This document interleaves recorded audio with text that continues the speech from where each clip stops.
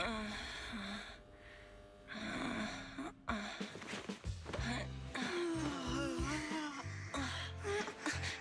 Phaethon, this time let me. Vivian? Vivian?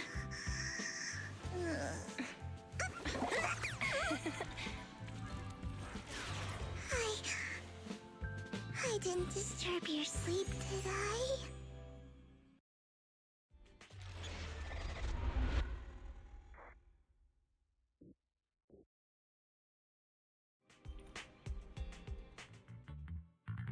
When I got here, the other Lord Phaethon said you were resting on the couch and just let me in. I meant to keep you company while you slept, but then I dozed off myself. Ugh. I was going to sit here looking super cute, hands cupping my face. You know, like the #1 sleepy face I want to wake up to pose. I can't believe I ended up falling asleep myself. What sleepy face? What pose? That was a lot of words in one breath. Are you sure you got enough sleep, Vivi? No, Lord Phaethon. I was just worried that I had disturbed your rest. Just being able to see you sleeping peacefully is already the highlight of my day. No, my entire month. Though it is a bit late, but... Good morning, Lord Phaethon. You're here super early today, Vivian. Is there something urgent? Mockingbird's death has stirred up quite the storm. I took some time to gather intel. It seems someone deliberately leaked the story that Hugo is an illegitimate child of the Ravenlock family, but I haven't found the source yet. Could it be Hugo's uncle, Hartman? Maybe he's trying to turn people against Hugo and Mockingbird by playing the illegitimate child card. I suspected that too. He could be using Hugo's background to make people believe Mockingbird is just another Top's pawn. To the upper class, Mockingbird may be insignificant, but it has a loyal following among regular folks. But after some digging, I was surprised to find that the public isn't turning on Hugo. They're actually starting to see him in a better light. Some people feel bad for him, some relate to his struggles, and Hartman's the one getting all the heat. Public outcry against Hartman is growing, with many believing he murdered Hugo for his own selfish gain. Tops is hosting an industry summit this week, a responsibility usually handled by the Ravenlocks. But my sources tell me another family has taken over this year at the last minute. If I'm not mistaken, Tops is intentionally keeping its distance from the Ravenlock family due to the current public sentiment. Sounds like Hartman's in a pretty bad spot right now, but we know he's not the type to go down easily. And that's what worries me. Hartman, in all likelihood, must have taken the sacrifice core. And now that he has this bargaining chip, who knows what kind of deal he'll strike with the Exaltists. Sorry for interrupting, Vivian, but I need a quick word with Belle. Oh, no problem at all. I'm sure you have important faith in matters to discuss. Take your time. I'll just be waiting outside. We can't make our guest wait outside. Belle and I will step out instead. Oh, don't mind me, Lord Phaethon. I wanted to browse the videotapes anyway. I'll be right here. Just let me know when you're done. Belle, Lycon's outside the video store. He knows Vivian is with us, so he's hesitant about coming in. He's stressing over what he did to Hugo in front of Vivian, but he really needs to talk to us. Maybe you should go speak with him first. I'll go talk to Lycon. Honestly, neither he nor Vivian is at fault. As proxies, it's our job to be the bridge between them.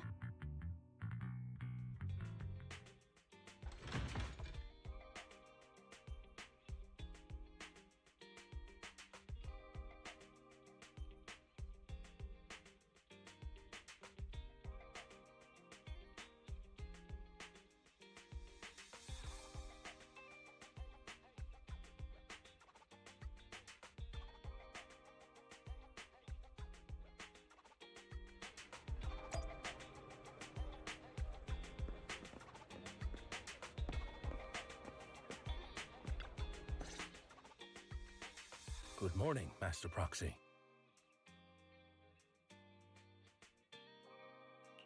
Good morning, Lycon. Wise mentioned you wanted to talk to us and Vivian about something?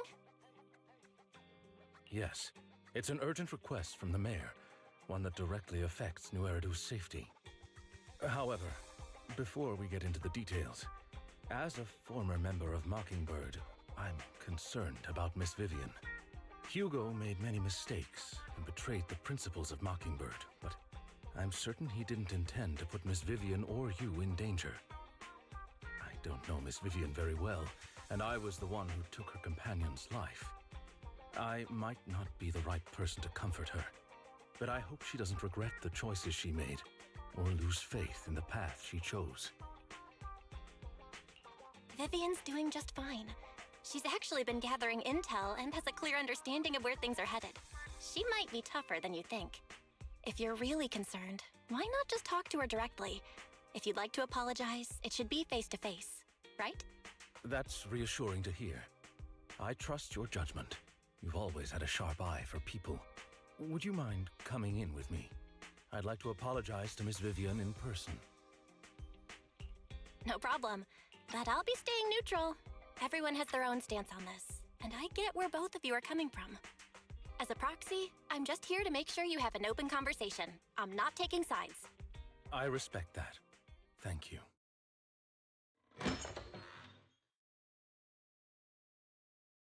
Miss Vivian, I'm very sorry about Hugo. You don't have to explain anything. I'm also part of Mockingbird. Mockingbird stands on more than just gain, so it won't fall when fortunes shift. Hugo had his fixations and ambitions. I also have things I must see through. I'm determined to get to the bottom of the Exaltists and the sacrifices. Miss Vivian, as a former member of Mockingbird, you have my deepest respect. You have my word, whatever comes next. I would never harm you or Master Proxy. As for Hugo, please, accept my condolences. Condolences? That's not necessary. Mockingbird has plenty of tricks up its sleeves. This isn't the kind of act that ends so easily. Wouldn't you agree? You're right. Huh? That's it? You two just figured it out? Well, that was fast. Master Proxy, I believe we all share the same goal. Uncover the truth of the Exaltists and the sacrifices. The mayor has tasked me with inviting you to take on this mission, and hopes we can work together moving forward. If the mayor wants to work with us, I trust he will demonstrate his sincerity in kind. Mockingbird will not serve as a pawn for the powerful. That will never change. Of course. While the mayor cannot handle this personally, he will make sure we have all the intel and support we need. Miss Vivian, I know you have your own intelligence network, but for some high-profile shady dealings, perhaps the mayor can provide you a different perspective. Please, take your time to discuss. If you're open to collaborating, I'll set up a call with the mayor so he can speak with you both directly. I need to discuss this with Wise and Vivian. With so many people involved in this, we need to be very careful. Of course, I completely understand. When you've made up your minds, you can find me at the Ballet Twins.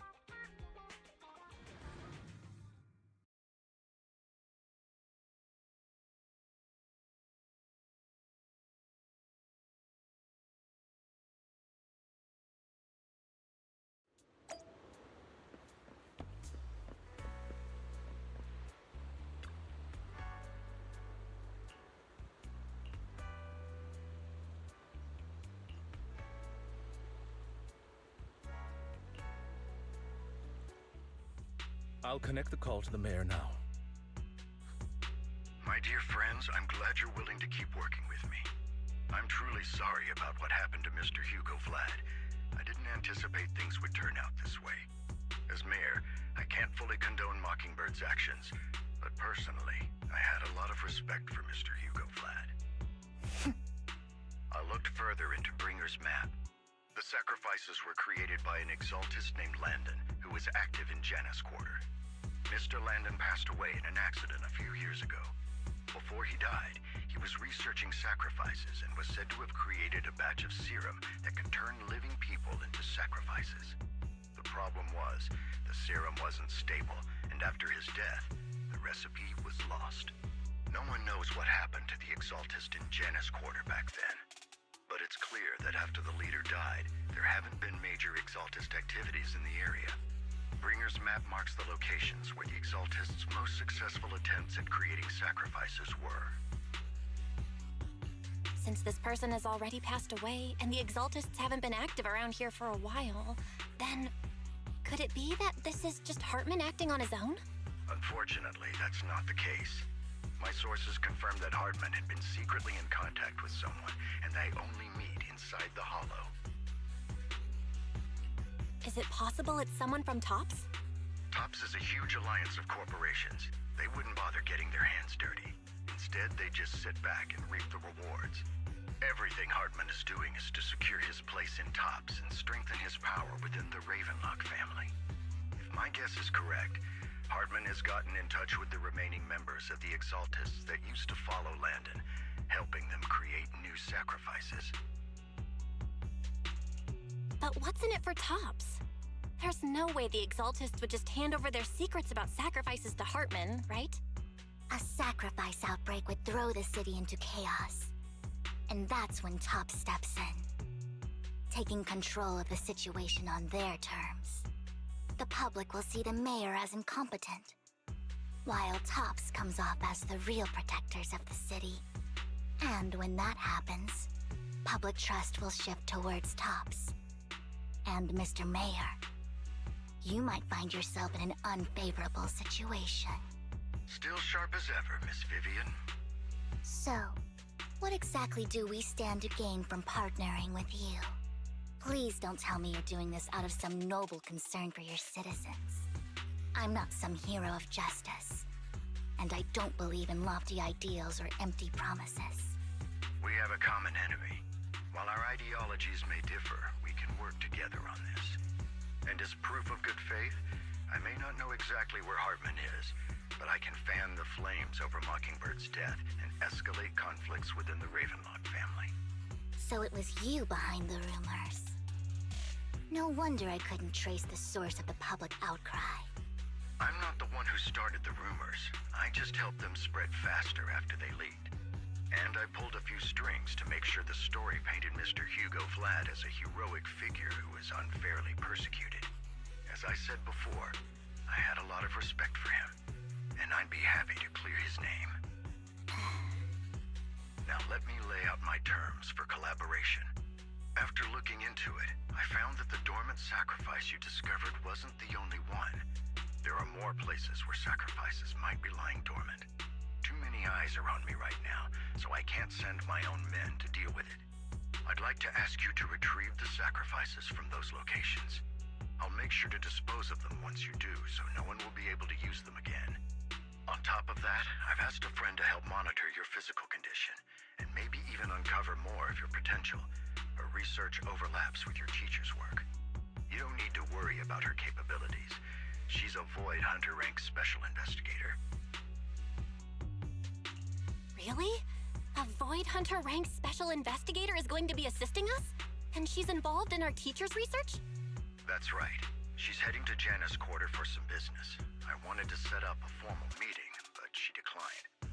She prefers to assess things on her own, and will reach out when the time is right. She'll let you know the details then. So it looks like you both are on board with this commission and ready to help recover the sacrifices? We don't want New Eridu falling into chaos either. We'll do what we can. I know you won't let me down. Given our positions, we might not be friends, but we're definitely not enemies. I'll leave the rest to you then. I've got to go. Goodbye.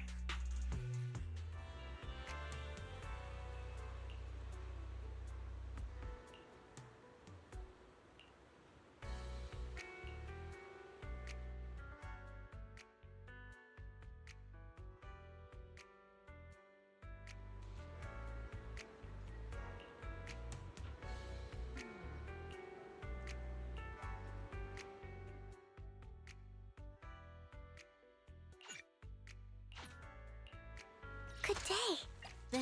My blade is ready.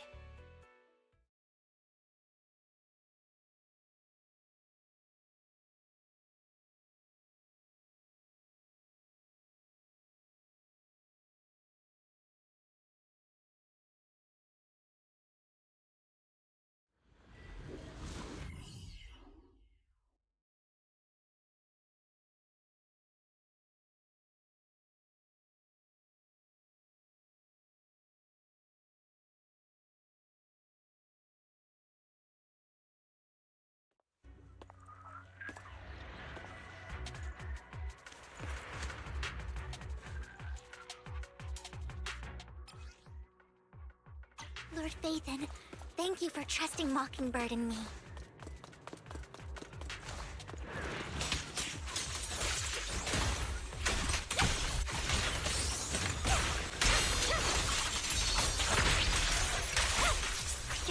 Allow me.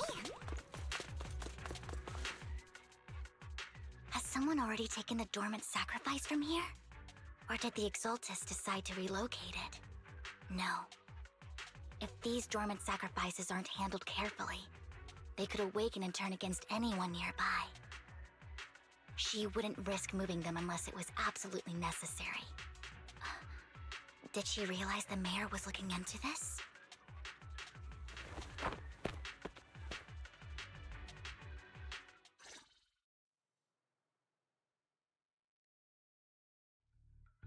Did Hartman just make up this intel to get a shot working with us at Tops? I've been walking around forever and haven't found a thing. The Ravenlocks have always been a shady bunch. No surprise they've gone downhill over the years. I heard they were pretty loaded back in the day. What kind of business did they run? No clue. On the surface, their businesses seemed legit, but who knows what was happening behind the curtain. Probably something with the sacrifices. I mean, how else would he know about the dormant ones left around here for years? And he was so sure that even if those original sacrifices didn't work out, he had a backup plan. Backup plan? What could that be?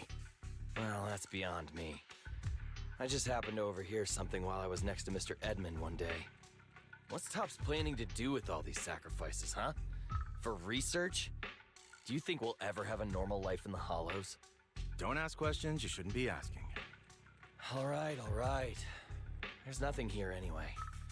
Let's leave the Hollow and report back on what we found. And we'll make it just in time to clock out for the fieldwork shift. Let's get out of here first.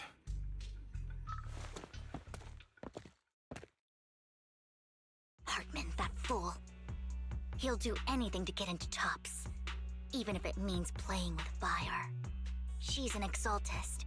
Human lives have never mattered to her. The more people get dragged in, the greater the danger. Vivian, I've been dying to know, who's this she you keep mentioning? I apologize for losing my composure. Please don't mind me. The she I'm referring to is with the Exaltists. Someone I have a history with. That's why the moment I heard about the sacrifices, I felt compelled to uncover the truth. I never meant to hide anything from you. It's just that, for me, the Exaltists bring back painful memories. And I'm not ready to face them yet. So, Lord Phaethon, please give me a little more time. Once I've gathered my thoughts, I promise I'll tell you everything. Sure, I won't pry anymore. Everyone's got a past, and you don't have to dig up old wounds if you don't want to. I can see the Vivian I know now is super brave and kind. I believe you've really put in the work. Lord Phaethon, If we weren't in such a hurry, I'd spend 3 whole hours singing your praises. I'll make note of this and make sure to get it done before bedtime. First things first, let's track down those dormant sacrifices. The Exaltists have probably realized someone's after them by now. I wish we knew what Hartman's backup plan is. Phew. I just can't shake the feeling that something bad is about to happen.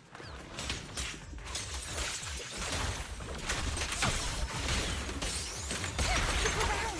Stay away from me. What's up?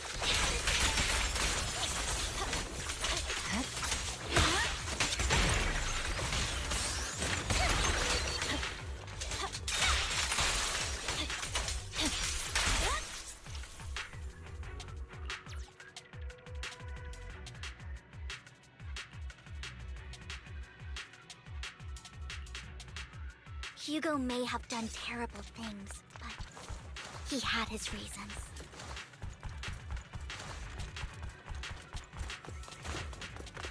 Mockingbird might be seen as the bad guys by a lot of people, but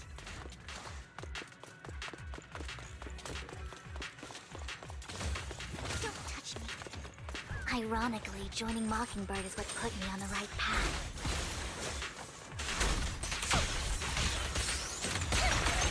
Okay. For the first time, I'm needed for more than just my curse.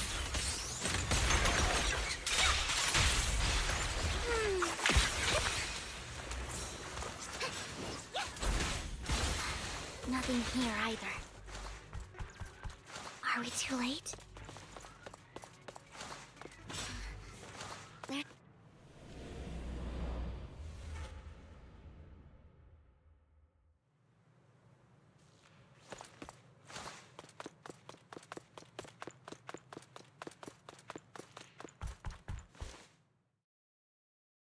I knew it was you, Vivian. Camille, what are you doing here, sis? Are you destroying the dormant sacrifice? Vivian, don't call me sis. I'm not your sister. Are you trying to stop the Exaltists? I never left the Exaltists. You know what Landon did back then! Lord Landon did it for the Creator. His methods may have been extreme, but they were necessary. Back then, you walked away. You should do the same now. We didn't meet today. Take your friends and leave. What's wrong? Are you being forced into this? I can help you. Help me? Like how you helped her? Vivian, you're crying. You see me, don't you? No, You haven't changed a bit, Vivian. No need to hide your tears. I know exactly what's ahead for me. You've made your choice, and I've made mine. One last piece of advice. Stay out of this. She loathes you. I won't tell her we met today. Don't show yourself around us again. Camille!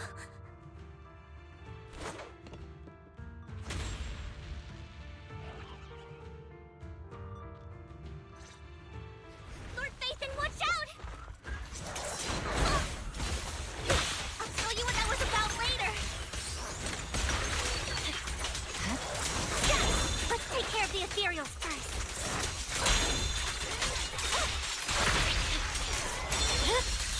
Weakling.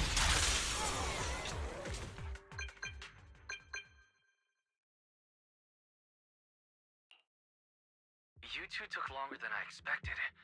Did something happen? We searched the coordinates the mayor provided. Most of them were already empty. No dormant sacrifices. Camille, the Exaltists have been actively destroying the dormant sacrifices. The Exaltists? There's no reason for them to go after the sacrifices, right? Vivian is telling the truth. I saw it too. And one of them is someone I once knew. I thought she would leave the Exaltists after Landon's death, but she stayed. Do you have a history with the Exaltists, Vivian? When I was a child, I stayed with the Exaltists for a while. Back then, Landon was one of the most respected figures among the Exaltists in this region. A lot happened, and after Landon died, I left. I can't turn a blind eye to the sacrifices. I know all too well how many lives have been lost bringing them into existence. Ever since I learned a sacrifice had appeared in Janus Quarter, I haven't been able to stop worrying. I won't let history repeat itself. That's why I asked Hugo to investigate, starting with the Sacrifice Corps. Vivian. Please stop. I'm not looking for comfort. I'm just recounting the story for you to understand the situation. We've got bigger things to focus on. But when I do need comforting, I'll come straight to you. I hope you'll make time for me, Lord Phaethon. Just so you know, I'm not the easiest to console. No worries. I'll totally have your back until you're feeling better. Okay, back to the matter at hand. That conversation between those two TOPS employees back in the Hollow is still bothering me. They said Hartman had a backup plan, and that got me thinking about some news that was quietly swept under the rug. Lately, there have been mining accidents in Ravenlock-controlled areas. Many workers have died. The families were paid off with huge settlements, way more than usual. No protests, no controversy, and the issue was buried. But considering the Ravenlock's financial position, why would they be so generous with payouts? That sounds sketchy. Are you saying they made up the accidents and the workers' deaths? Precisely. I don't think those workers died in mining accidents. I'm planning to reach out to some old friends, see if they've heard anything about this. Do you have time, Lord Phaethon? My contacts are just near 6th Street. Care to join me? I'm in. Let's go together.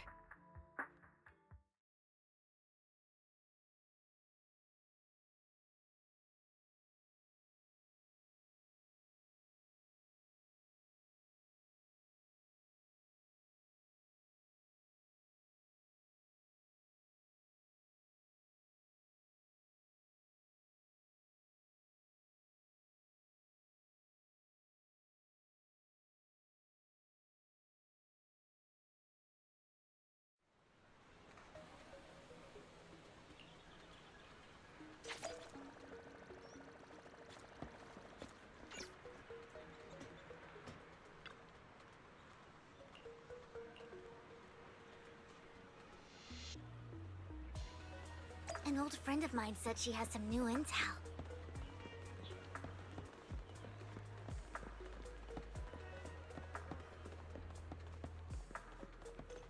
She's like a mentor to me.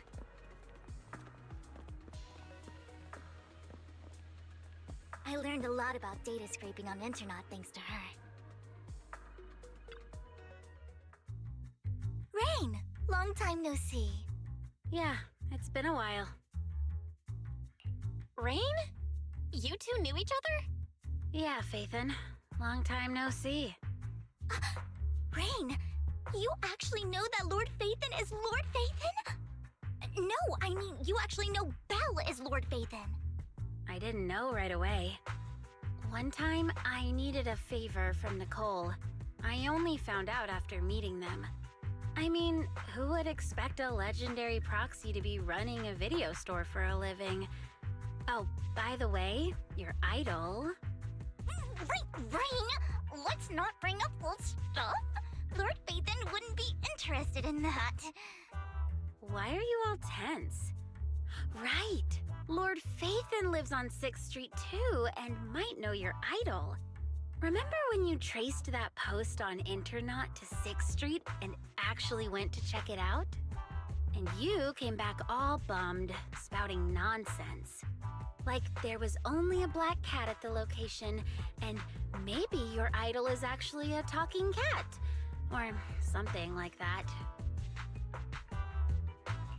I know that black cat. I'm always sneaking at snacks. Lord Phaethon, please, let's drop this topic. Come on, Vivian. It's been years and you still won't say who your idol is.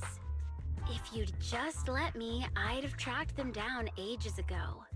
I get it. You want to find the person who's important to you on your own. But you've tried so hard already. It's okay to lean on me a little, you know. I'm sure your idol won't hold it against you. I shouldn't have come to see you. Huh? What's wrong? Hey, Rain. Vivian said you might have some new intel. So let's get to the important stuff first. All right, let's get down to business. Here's something I'm pretty sure about.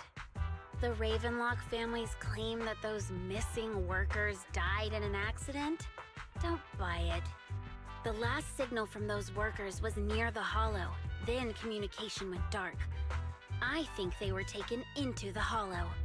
And yesterday, I picked up that the Ravenlock family secretly hired some people to search the Hollow's perimeter. I caught a weird distress signal from someone and managed to track down the source. When I tried to reach out, the signal cut out completely. The last trace of the signal was near Lumina Square. Finding someone in real life isn't really my thing, so that's where you come in. Okay, we'll check things out. You just said this is something you're sure of. Do you have anything you are unsure about? I dug up some info online, and one thing stood out. A few days ago, there were some creepy sounds coming from an abandoned warehouse by the port. The place was locked up, so no one could see what was happening inside. Not sure if it's related to your search. If you don't find anything useful around here, it might be worth checking out. Well, that's all I have for you. Thank you, Rain. Don't get all emotional on me now. I'm just helping out a friend. This one's on the house. Consider it payback for the favor you did me last time. But if you still want to find your idol, hit me up. I've been curious for what... All right, don't worry about it. I'll manage it myself. Stop being so nosy, Rain. Nosy? Nah, just professionally curious. What kind of person is worth all this searching, huh? But honestly, whoever they are in real life, they've become a part of you. You've come a long way in this search, Vivian. I much prefer the person you are now. So if you find this person, don't chicken out. Go meet them. People will appreciate you for who you are. Rain. I might not care about the real world or what it'll be like, but I hope everyone I know can live a good life. I'm counting on you to save the world, guys. All right, I have other business to take care of, so I'll leave the rest to you.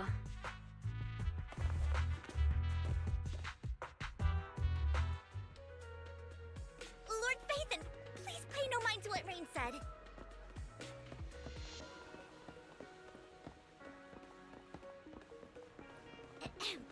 That big guy's up ahead. Let's hurry.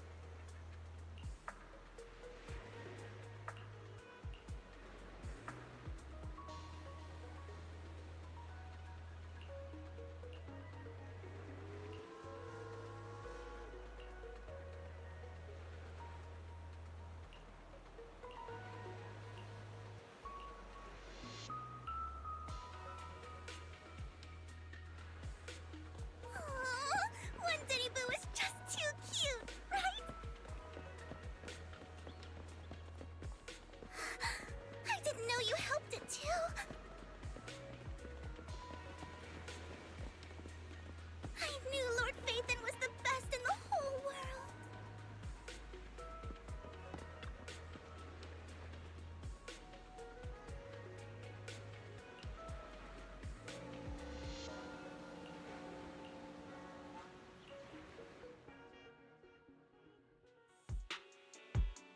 Don't take me back. Please, I was wrong.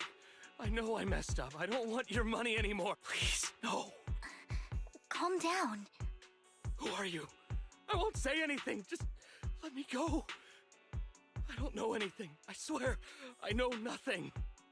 We are not PubSec, the HIA, or the Ravenlock family. We won't force you into anything. There's no need to be afraid. What do you want from me then? We simply want to know where the Ravenlock family took you and what they made you do. I can't say. I can't tell you. I have a family. They'll hurt them. You never saw me. Please, just stop asking. Don't you wish to see your family? I don't deserve to see them. It's my fault. I was greedy. I did this to myself. But your family must miss you dearly. I'm sure they won't blame you. No, it's my fault. It's all on me. I don't want to drag them into this. If the whole ship is sinking, no one on board can escape. I'm just a nobody. And right now, there's nothing I can do to change anything. If you care about your family and friends, now is your chance to stop the disaster before it's too late. Even a butterfly flapping its wings can send a tsunami surging across the ocean. No one knows how this will turn out. But if you do nothing now, the only thing waiting for you at the end will be regret. We're not here to turn you in, and we won't force you to confront them. You'll be safe with us. I'll help you return to your family. But you must tell us precisely what happened. Hartman offered a huge amount of money, looking for workers to go into the Hollow to guard something. The money was way too good. We all kind of figured something wasn't right. I thought it was just smuggling or guarding some kind of illegal ether resources, so I signed up. After we sent in our applications, Hartman's men took us into the Hollow. The first place we went, there was a strange box. When we got there, they handed us some pills, saying they'd improve our aptitude for ether, for us to last longer in the Hollow. But after I took them, everything went fuzzy. Something was definitely off about those pills. When I woke up, I saw my coworkers dead in front of me. And there was blood all over my hands. They said something about me being a good experiment, moved me somewhere else, and locked me up. They wanted to inject me with something. I got scared and didn't know what was gonna happen. But then a blonde guy found me, gave me a carrot, and let me go. So I escaped. I didn't want to kill anyone. I don't know. It wasn't your fault that your coworkers died. You were just a tool in their hands. Do you remember the place they first took you? Do you know what was in that box? I only remember the first place was like a rooftop. I think it was on top of a tall building. What exactly was in that box? I can't remember. I'm not lying. Those pills they gave us, they make you hallucinate. I took just one and my mind felt like it wasn't my own. My memories turned into a blur. I'm telling the truth. I'm not trying to run from my mistakes. I just really can't remember what happened. I know you're not lying. We'll arrange for your protection. You can rest easy and recover, and your family won't be dragged into this. Once this is all over, you will be able to reunite with them.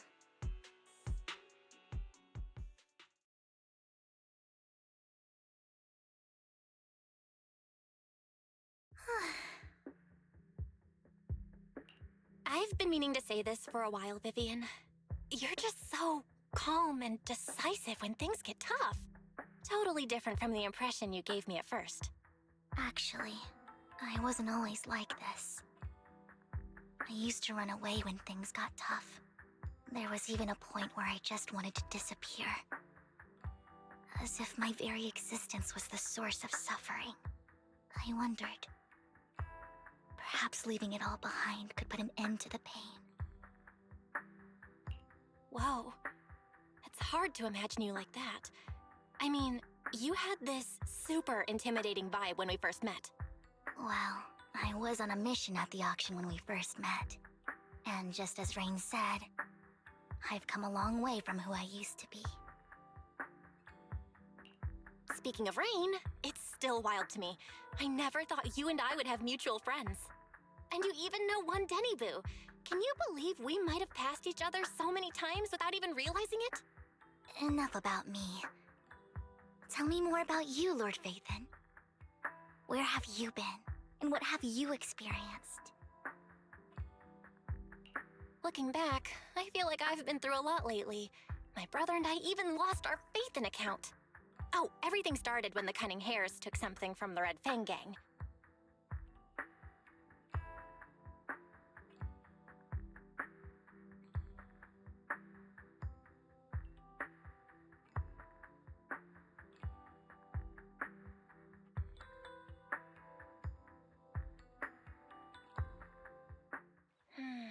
I remember it should be around here. That store's been sitting in my favorites for ages.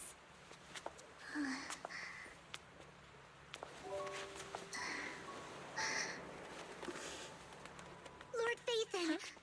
What's up?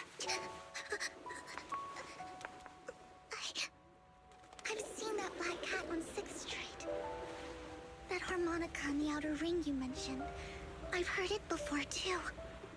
I've even been to the monument outside Hollow Zero. But none of that was a coincidence.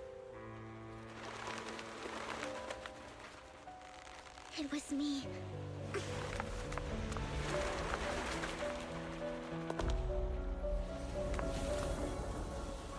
Following you, and now I've finally made it to your side. Ever since I was little, I had been seen as the bringer of bad fortune. I had traveled to many places and witnessed far too much misfortune. Every tear I shed brought disaster. I've heard too many curses to count. I loathed my tears as much as I despised my own existence. Wherever I stayed, tragedy followed. I had roamed too many places, and each time, it ended the same way. I didn't know where I could go anymore. One night, I stumbled upon a post discussing me. Whether they knew me or not, everyone seemed convinced that I was the source of the curse. Some mocked me with cruel intent. Some wished I would vanish, and others speculated maliciously. It really seemed that my very existence was a disaster. In that moment, as darkness enveloped the city, I saw lights flickering to life all around New Eridu. So many lights, and not knowing where to go, I thought, if only I could disappear into those lights. I made up my mind, and right then, my phone rang.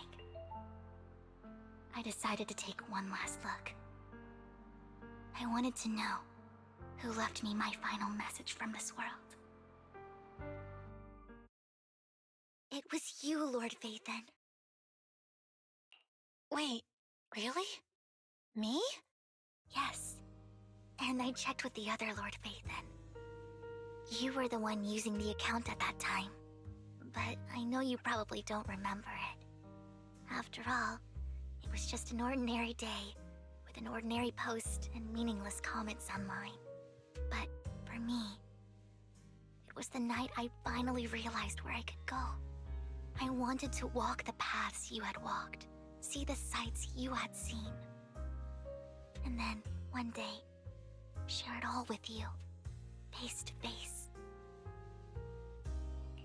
What did I even say in that comment? I can't remember off the top of my head.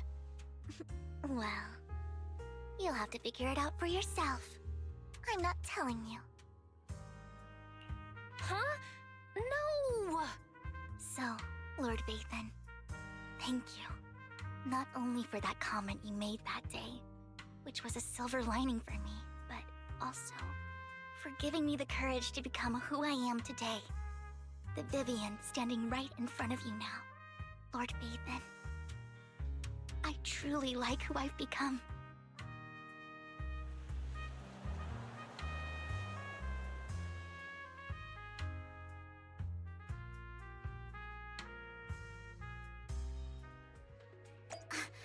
Lycon just sent a message. There's an update.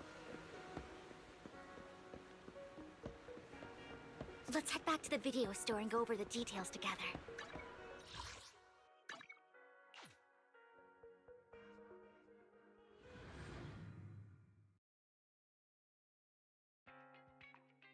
Belle, you're back. Lycon told me he wanted to meet up with us online to discuss things when you returned. I'll call him now. Master Proxy, Miss Vivian. The gentleman Rena brought back has stabilized and calmed down now. Based on his account, we've identified where Hartman is hiding the core. He also mentioned that Hartman plans to trade the core with a group of people. We suspect that this group consists of members from the Exaltists. I knew it. Now that we have the location, it would be splendid if we could seize the sacrifice core before they do. Precisely. We hope you can head to the location as soon as possible to secure the sacrifice core. We've got this. I have other matters to attend to, so I'll leave the retrieval of the sacrifice core in your capable hands. The mayor's friend that he mentioned before will also be assisting you this time.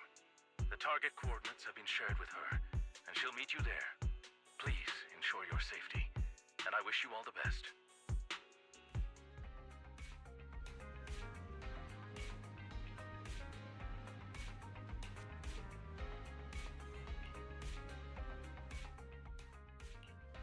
Good day, Lord Vathan.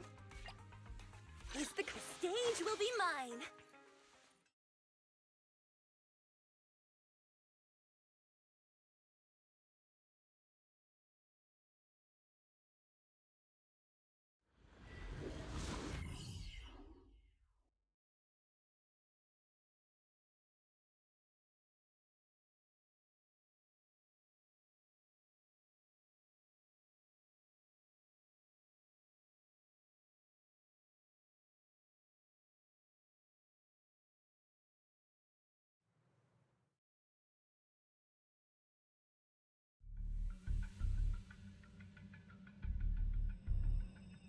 Where's the sacrifice core? Camille, you really think I'd stroll around with something this important? Plus, even though the Ravenlocks and the Exaltists have been working together for ages, I've hardly even met Lady Dina. I'm the one offering the sacrifice core here. I'm curious what Lady Dina's got lined up for me in return? I'm just here to verify that the core you mentioned is real. Once that's sorted, Lady Dina will give you a proper response. Our partnership isn't just talk. We need to be sure you have what we need before moving forward. Sure thing. I'll take you to where I keep the core. Once you verify it's legit, have Lady Dina come over. We'll lay everything on the table face to face. All right, lead the way. It seems Hartman is trying to bargain for more. What a greedy and insatiable man. It's just that... why would they only send Camille for something as important as the sacrifice core? And I can't shake the feeling that Camille doesn't want Hartman and Dina to meet. Why is that? Who's this Dina he just mentioned? Is she the leader of the Exaltists? Kind of. Lord Vathan, I really think we should hurry. We must get to where Hartman keeps the core before anyone else does. I've got a shortcut planned, but there are gonna be ethereals along the way. I'll let you handle them, Vivian. Don't worry, Lord Vathan. You're in capable hands. I'll ensure your safety. Don't touch me. Fool. Ethereal! Stay away from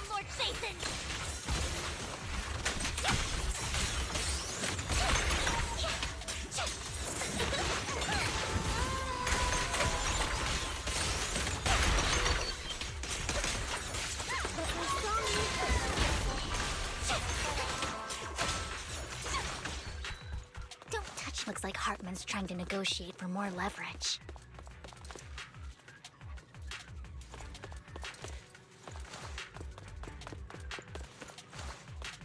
Let's get out of here before we're spotted.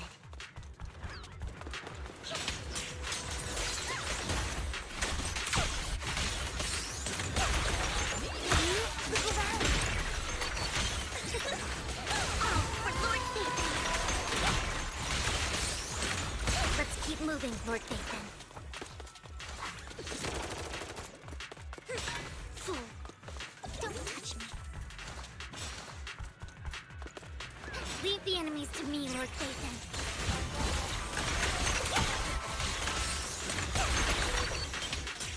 Don't touch me.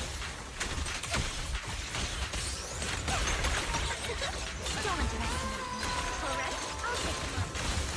You better not get my trust dirty. Fool.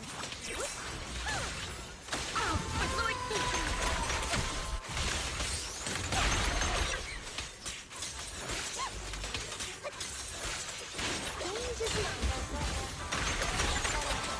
Don't underestimate me. They're still over there. It looks like they're arguing. Don't touch me. This is our chance. Let's hurry. No matter who has the sacrifice core, Hartman or the Exaltists, it would be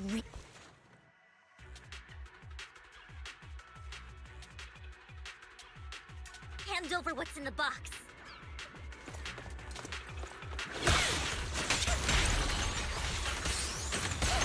We do this the hard way. You sure talk big, little girl. Oh, Lord Nathan! Let's hurry and secure the sacrifice core. Lord Nathan, the box is empty. So Hartman never kept the core here to begin with? How did you even find your way here? Where's the core in the box? What did you do with it? You call this keeping the sacrifice core safe?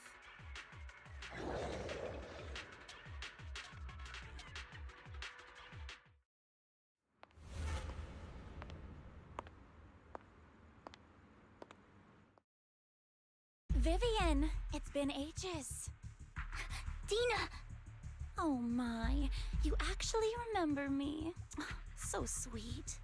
Look at you, thriving. I thought you'd totally forgotten about our past.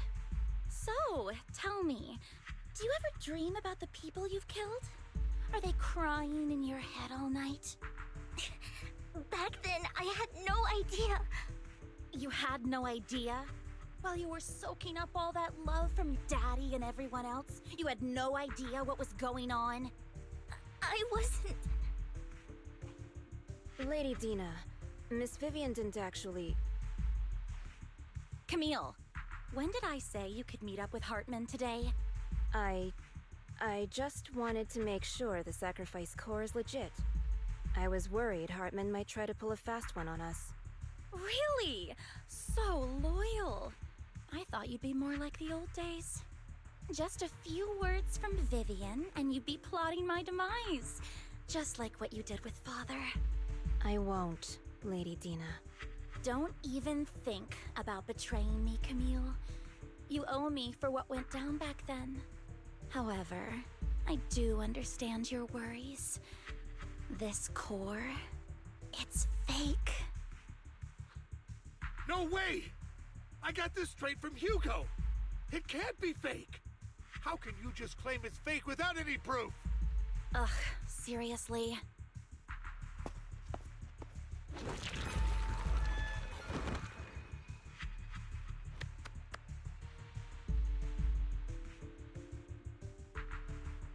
The sacrifice core can max out the ether particles within human bodies in no time at all.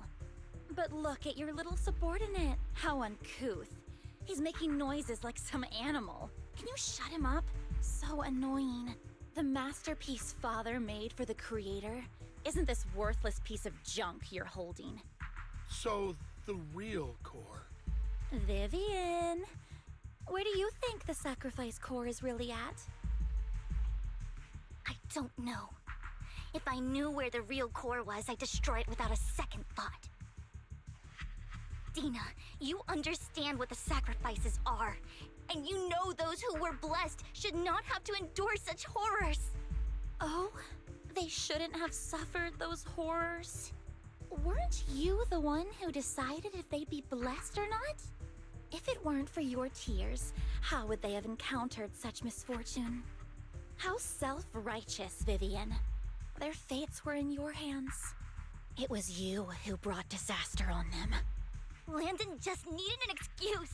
He needed someone to blame. Whether I shed tears or not, he'd treat living beings as mere subjects for his sacrifice experiments. Dina, you know all of this. Landon even went so far as to sacrifice you. Shut up, shut up, shut up! Father did it for his great cause. Vivian, why do you always mess everything up for me? Everything! You did it before, and now again! You just had to ruin my plan. I was so close to fulfilling Father's last wish. If you don't give me the Sacrifice Core, be prepared to become food for the Ethereals. I told you I don't have the Sacrifice Core. Otherwise, I would have destroyed it already. Lord Phaethon, find the right moment to retreat. She can be quite unpredictable when her temper flares. Oh, really? You don't have it? Then I suppose there isn't a reason to keep you alive.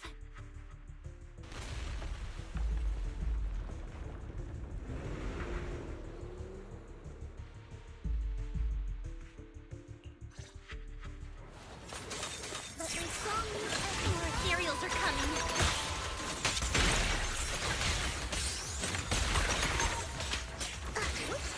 Don't underestimate me. Correct?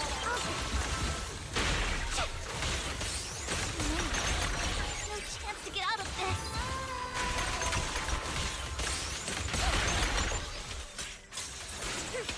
Better not get my shit down.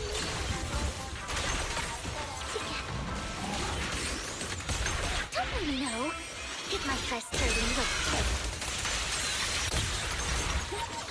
Don't underestimate me.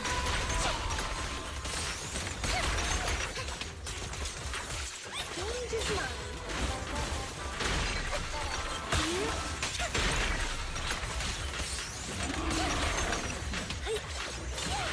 Stay away from Lord Phaethon! There are so many.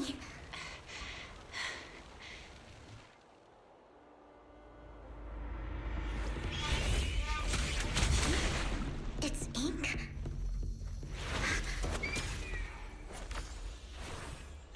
Shun Palace, good fortune, closed gate, safety.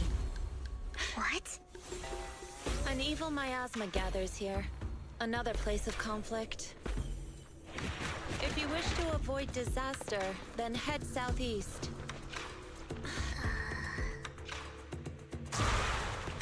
Now! Thank you.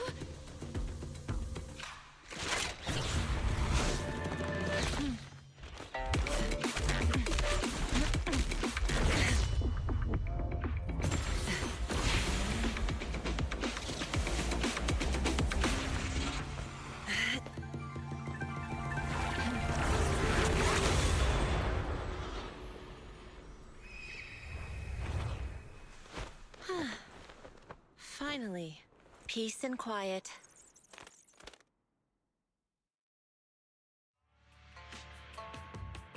You must be Belle, right? Mayflower mentioned a special partner might need my help. Can I ask, who are you? I'm the 13th generation master of Yunque Summit. You can call me Yixuan. Mayflower passed along your info, and I was curious what kind of person you are, so I came to see. At first, I thought it might be a hassle, but your energy feels really calming. Quite nice, actually. Oh, so you're the investigator the mayor talked about. Yes, he also asked me to be your temporary teacher and offer you a bit of guidance. Guidance? What exactly does that mean? Unfortunately, this isn't the right time or place to talk. I have some investigation work to catch up on, and it seems you've got quite a lot on your hands, so let's part ways for now. I'll find a good time to visit you soon.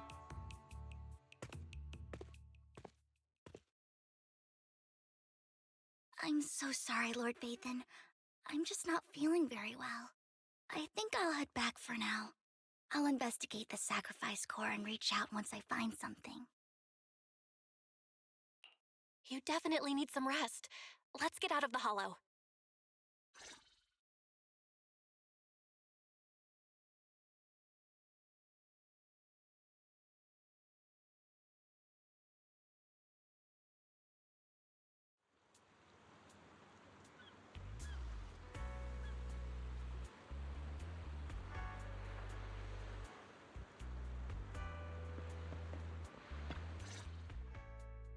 Lord Vathan, are you going to rest now? I'm not in a hurry to get back. You've been kind of off since we got out, and it's got me worried. If something's bugging you, just spill it if you want to. I'm a pretty good listener, you know. I didn't mean to keep my past from you, Lord Vathan. When I was little, people thought I brought misfortune, so no matter where I went, no one wanted me around for long. Then, one day, Landon adopted me and brought me to the Exaltists. There, I met Dina, who was so kind to me, treating me like a dear sister. She told me her father, Landon, was a great man who'd one day make everyone stop fearing the Hollows, so all life could live freely inside and outside of them. Dina helped Landon pick people for the blessing, and everyone in the Exaltists respected her greatly. Those who received the blessing would have a better ether aptitude, allowing them to enter the Hollow freely without fear of sudden disaster. Back then, Dina would chat with me every day, always about the Exaltists and her father. But things between us shifted when Landon asked me to step in for Dina. Landon told me I didn't only bring misfortune, and that if I listened to him, I could actually help people. After that, he'd take me to meet people, and if I shed tears, he'd give them a blessing medicine. Those who got the blessing could dodge calamities. At first, I was ecstatic, thinking I could help others. I shared my joy with Dina, but that was when she started to pull away from me. The blessing medicine. Please tell me that wasn't the sacrifice serum Bringer had? Yes, to be precise, it was an early version of the sacrifice serum. Landon's medicine wasn't stable. The medicine Landon developed could boost abilities quickly, but also sped up the development of ether corruption. In the end, most people turned into ethereals, and a few became sacrifices, losing all human consciousness. The ethereals were killed while the sacrifices were given to the higher-ups of the Exaltists. The Exaltists wanted the sacrifices to hold human consciousness, so Landon's medicine was seen as a failure, and he gradually lost influence within the Exaltists. One day, I saw Dina, and tears streamed down my face. In a bid to save his reputation, Landon decided to let his own daughter receive the blessing. I had always thought that getting the blessing was a good thing, until I saw terror in Dina's eyes that day. That evening, I broke Landon's rules for the first time, and followed him out of the Exaltist's residence. I trailed him to the Hollow, where I witnessed someone who had been blessed becoming corrupted. In the end, that person became an ethereal. Then, without hesitation, Landon killed him. Before Landon returned, I went back to the residence and snuck into his study. And there, I uncovered the truths I just told you. And just a few days later, it was time for Dina to be blessed. I wanted to save her and stop anyone else from getting deceived. So, that day, I told everyone present that Landon should be the one to receive the blessing, not Dina. At first, Landon argued, and no one believed me. But in front of them all, I looked at him and let my tears fall.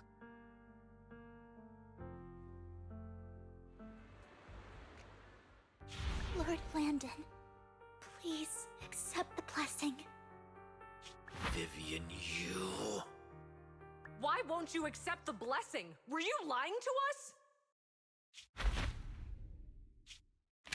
Ungrateful fools! You have no use anymore! Liar! Run! Run! Dina! Dina, wake up! We have to go! Vivian? What's happening? Listen to me! Lord Landon's so-called blessing isn't...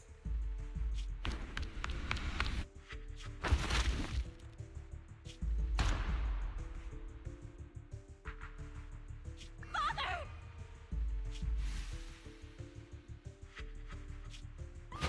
No, I was just... Mom, I want to go home. It's got nothing to do with us. This is just what happens when you don't accept the blessing. Vivian, was this you? Tina, I just didn't want you to accept the blessing. Everyone who does ends up... I just don't want to lose my father. You knew? If you knew what he's done, you... He's my father. He's all I have. Stop being self-righteous, Vivian. You only ever bring misfortune.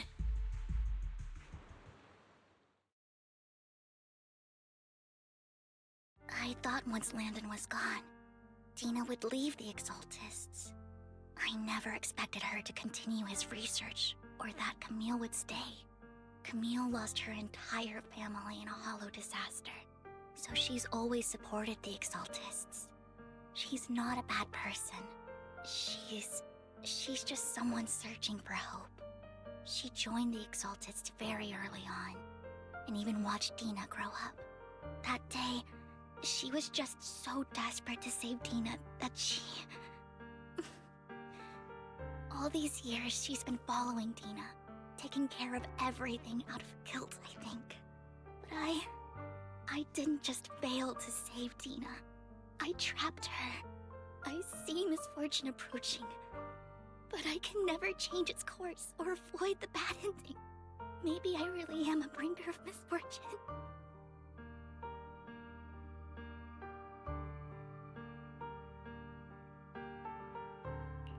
No way. You're not the one bringing bad luck. Whatever went down with the Exaltists, Landon used you. As for Dina and Camille, they know the truth, and they just made their choices. The Hollows and the disasters they caused took more than just their loved ones. But not all survivors cling to obsession and hatred like they do. Lord Phaethon. You need to believe in yourself.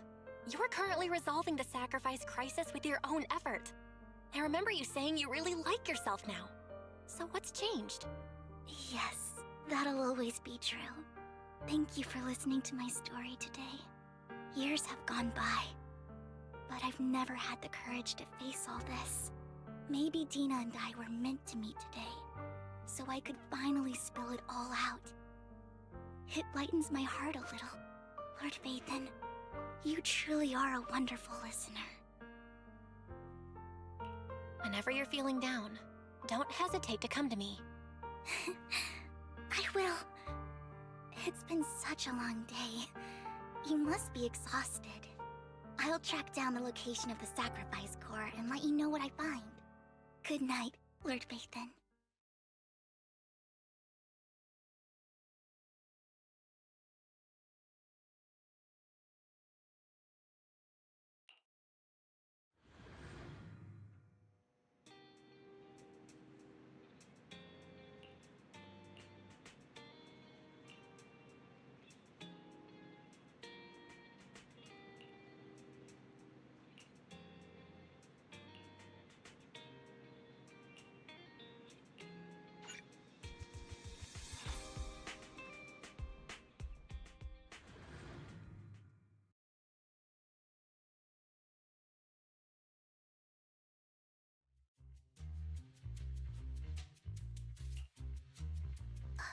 Shawl, I didn't expect you to be working here. Perfect. I was just covering someone's shift. The screening here is super strict, and I was afraid the supervisor would realize I was new and subbing for someone, so I hid in the control room during the supervisor's inspection. So I happened to bump into this guy, a blonde man wearing a hat, and I think he was checking some footage. Then he logged that footage into the tape he brought. Later, I found that part of the footage had been wiped. Blonde, wearing a hat. Could it be Hugo? Do you know him? I think it's him. If it were Hugo... I think I know where he would hide the tape. Thank you, Shaw. You were a big help. Great! You also helped me a lot when I started working. I used to make mistakes all the time. If it weren't for you cleaning up my messes, I would have been fired ages ago. So I'm happy I could help you too. All right, go ahead and do what you need to do. We'll catch up another time.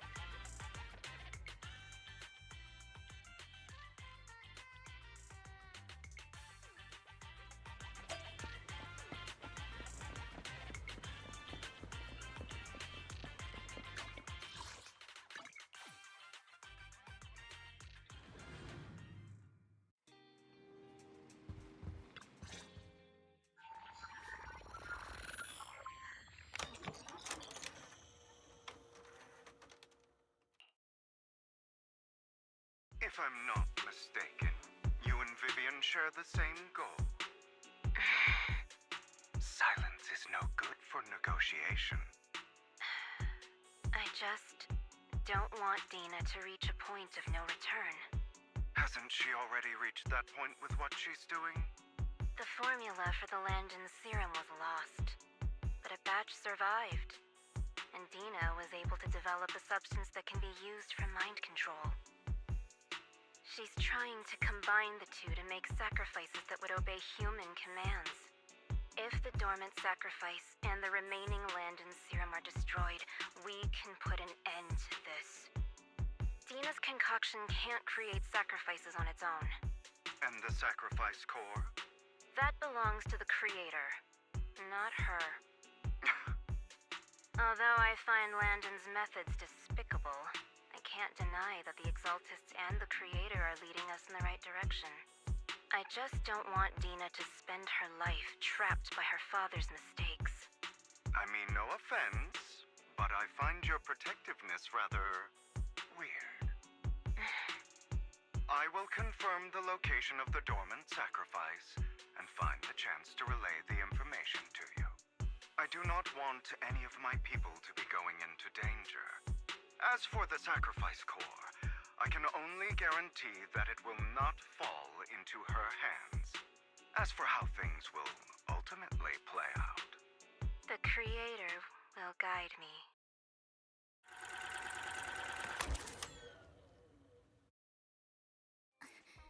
Camille was actually destroying the dormant sacrifice?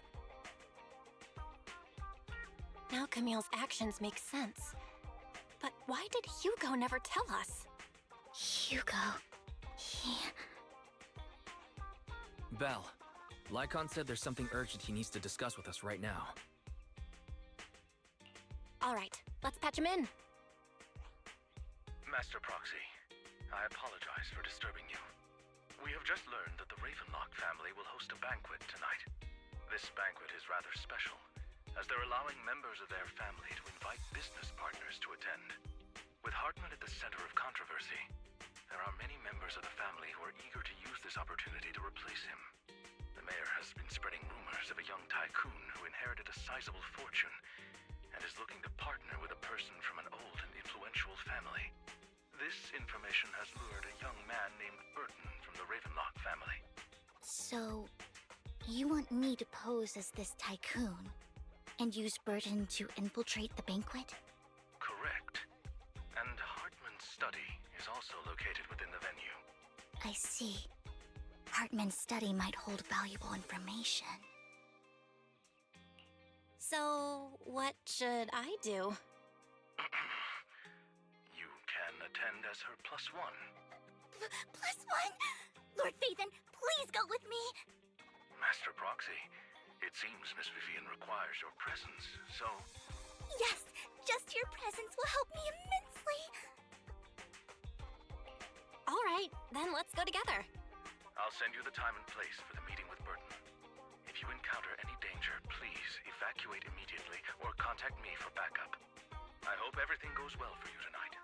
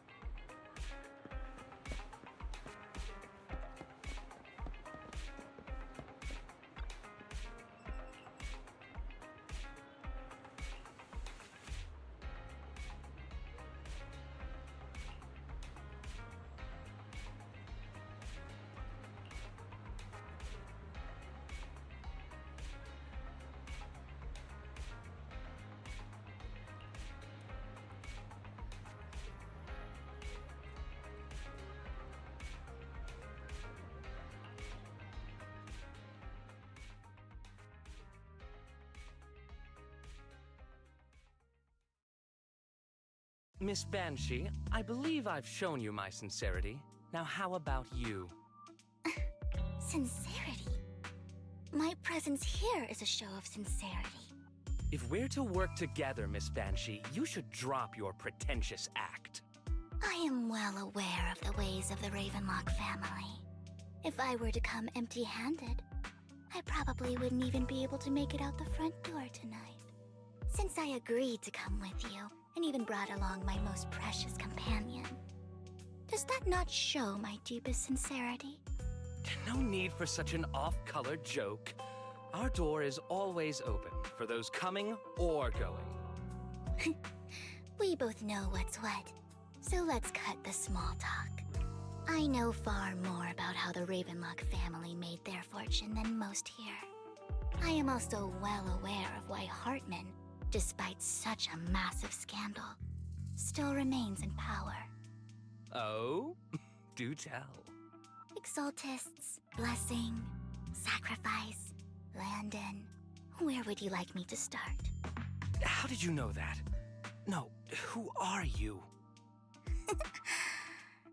Don't be so tense. If I'm not mistaken, it's about time the banquet began. My companion and I are practically famished. Is this how you treat your guests? By letting them starve? Perhaps when we've had our fill, we'll remember where the sacrifice is hidden. You know where the sacrifice is? So, can we go get something to eat now? And I'm also looking forward to receiving a special dessert from you. We can discuss what you wish to know while we enjoy dessert. Of course. I wouldn't let such an important guest discuss matters on an empty stomach. As for dessert, I will prepare it myself, and I guarantee it will satisfy you. I'll come find you later. I wish you a pleasant evening.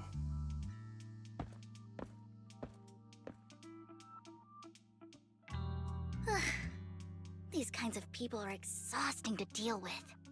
I really don't know how Hugo used to put up with it. What did you mean by dessert just now? I couldn't really follow. Hugo taught me that bringing up dessert in such situations is a way of telling the other party they need to offer more. Fortunately, that old fox Hartman is terrified of losing power. He's definitely keeping the destruction of the sacrifice and the fact that the sacrifice core is fake hidden from the other family members. Otherwise, Burton wouldn't have been so willing to raise his offer. Lord Phaethon, let's find Hartman's study when the banquet is at its busiest. All right, I've already taken note of the surrounding terrain. Once more people arrive, we'll enter the garden through the door in the corner of the banquet hall. Wherever you go, I'll follow, Lord Phaethon.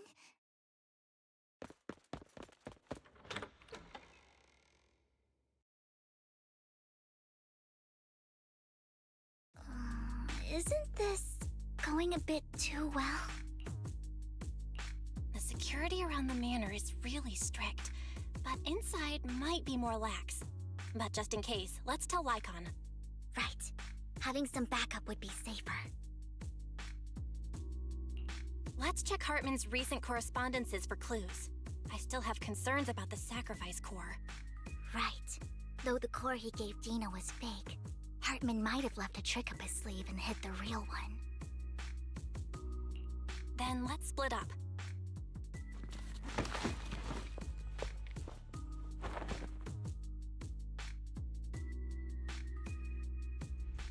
Esteemed guests, is the catering at the Ravenlock family banquet not to your satisfaction?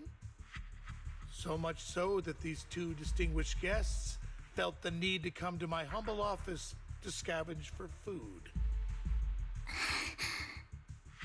Don't want to come out? Well, after all, you don't have long left. Burton, that greedy idiot, fell for the mayor's trap. But I never expected that he would bring you into my territory. I suppose I should thank him. Otherwise, I would have had to go to great lengths to eliminate you. Vivian, Phaethon, give Hugo my regards.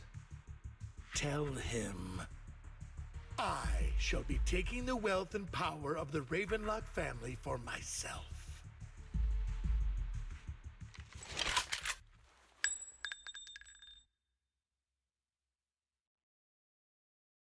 The bullet. How? Dear Uncle, why must we be so distant with one another? You can just tell me what you want to say directly. Hugo! Impossible! You're... Uncle, you must know a Ravenlock will never stop until they get what they want. Did you really think I would be defeated so soon? When I have yet to trample you into the dirt. You filthy bastard! You only know how to resort to these petty tricks! petty tricks.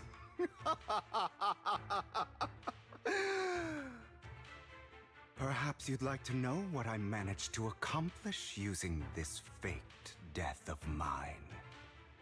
My dear uncle.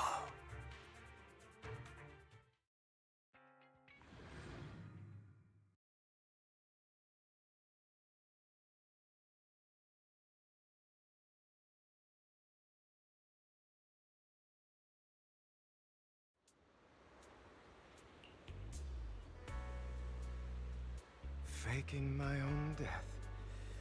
Hope it's all worth the theatrics in the end. It was just to keep Hartman off my back, but maybe I went a little overboard. The manager must be pretty shaken up. I should apologize at some point.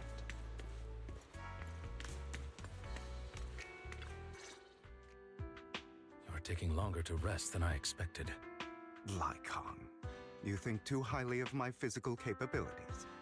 Well, thank you for your cooperation. I must say, if nothing else, at least your acting skills have improved. Why do you look so angry?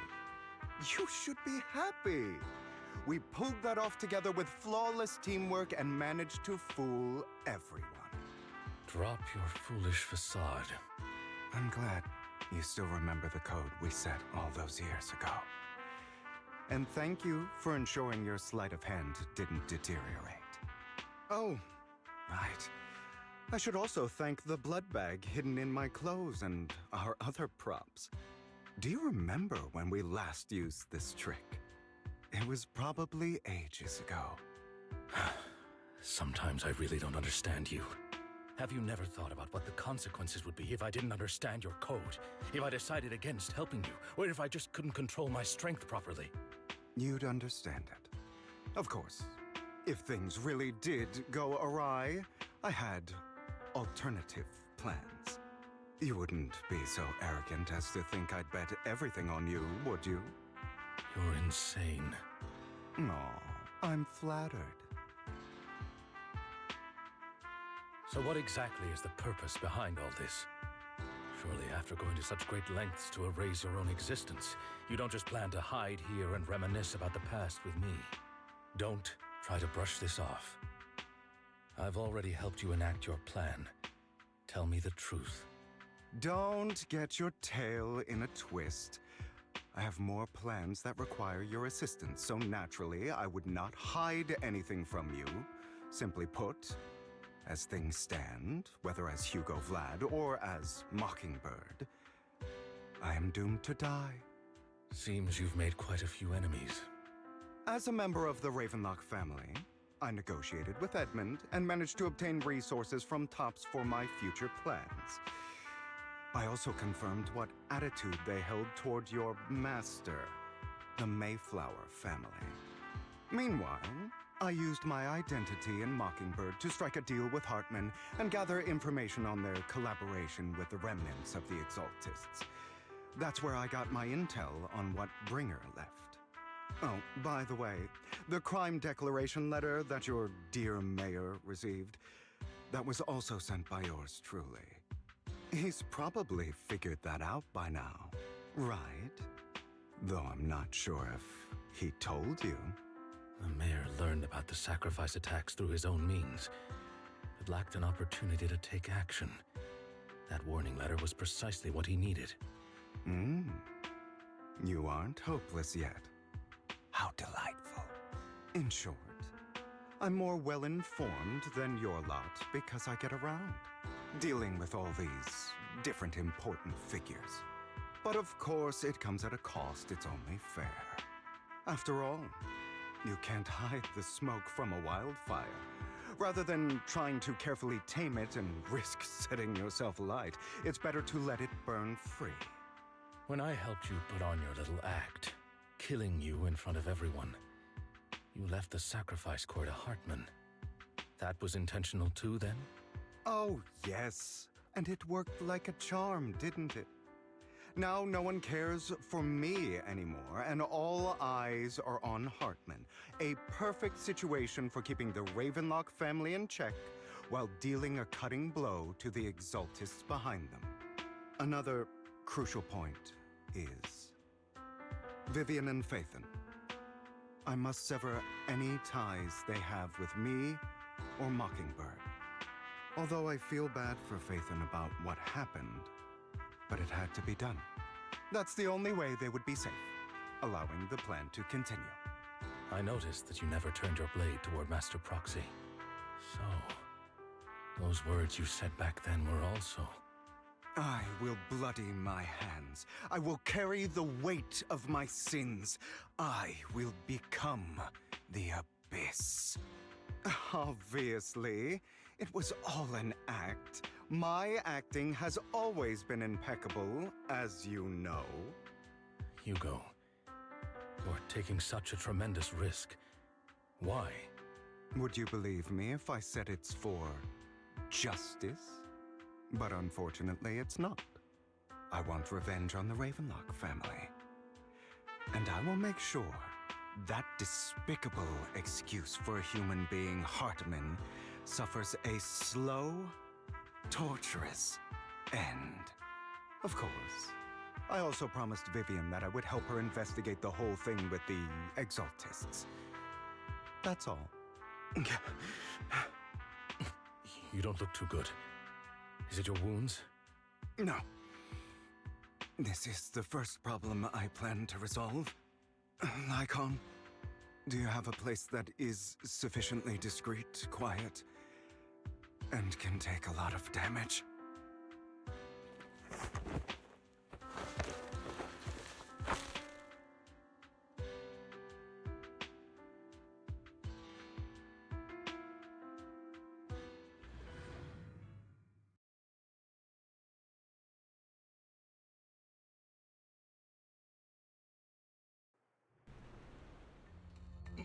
What exactly are you doing? Don't look at me like that. If I didn't have to do this, I wouldn't. Hartman recently obtained a bizarre substance, most likely from those crazy Exaltists. After use, it allows control of the victim's mind. To some extent. You were dosed with it? To be more precise, Lycon, I deliberately allowed Hartman to put this drug in my cup to facilitate our previous collaboration.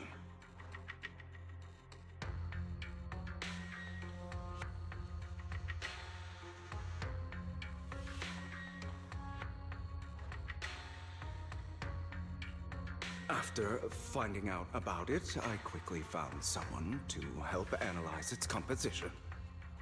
The good news is he gave me a very low dosage, perhaps because he was afraid I might notice. There's a different medication that can delay its onset, preventing me from actually being under his control.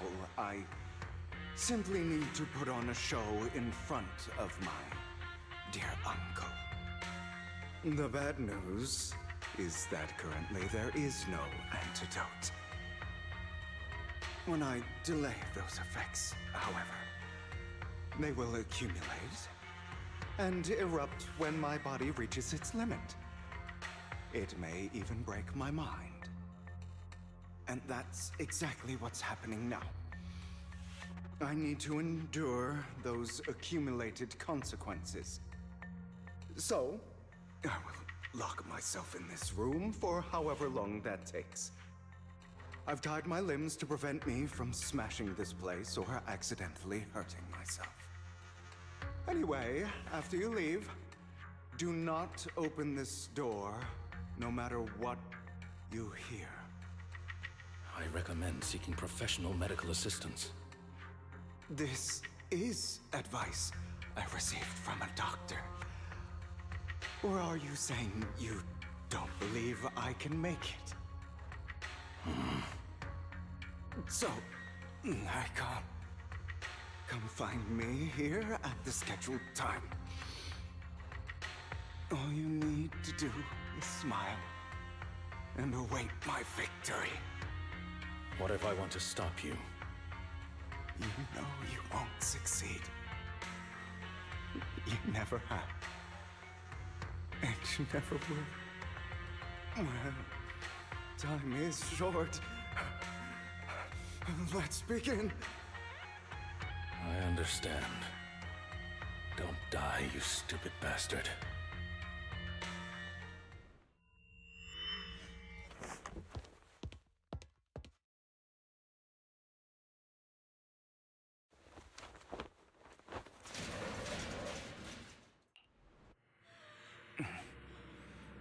Is this because the side effects haven't worn off yet?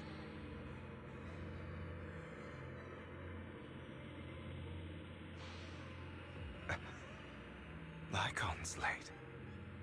I'm surprised. Or is something wrong with time itself?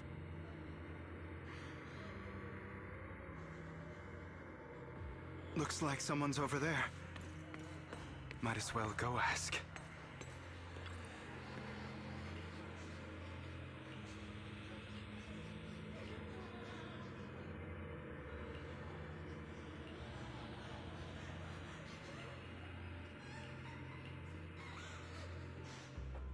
It's all your fault.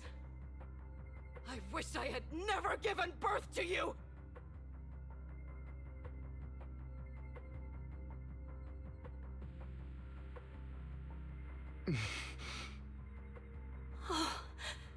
Everything will get better if you just die, right? If you die, he'll come back. We'll have another, more perfect child. One who will inherit the Ravenlock family bloodline. Then I'll be able to escape this pain. So, Hugo, for the sake of Mommy's happiness, just die, okay?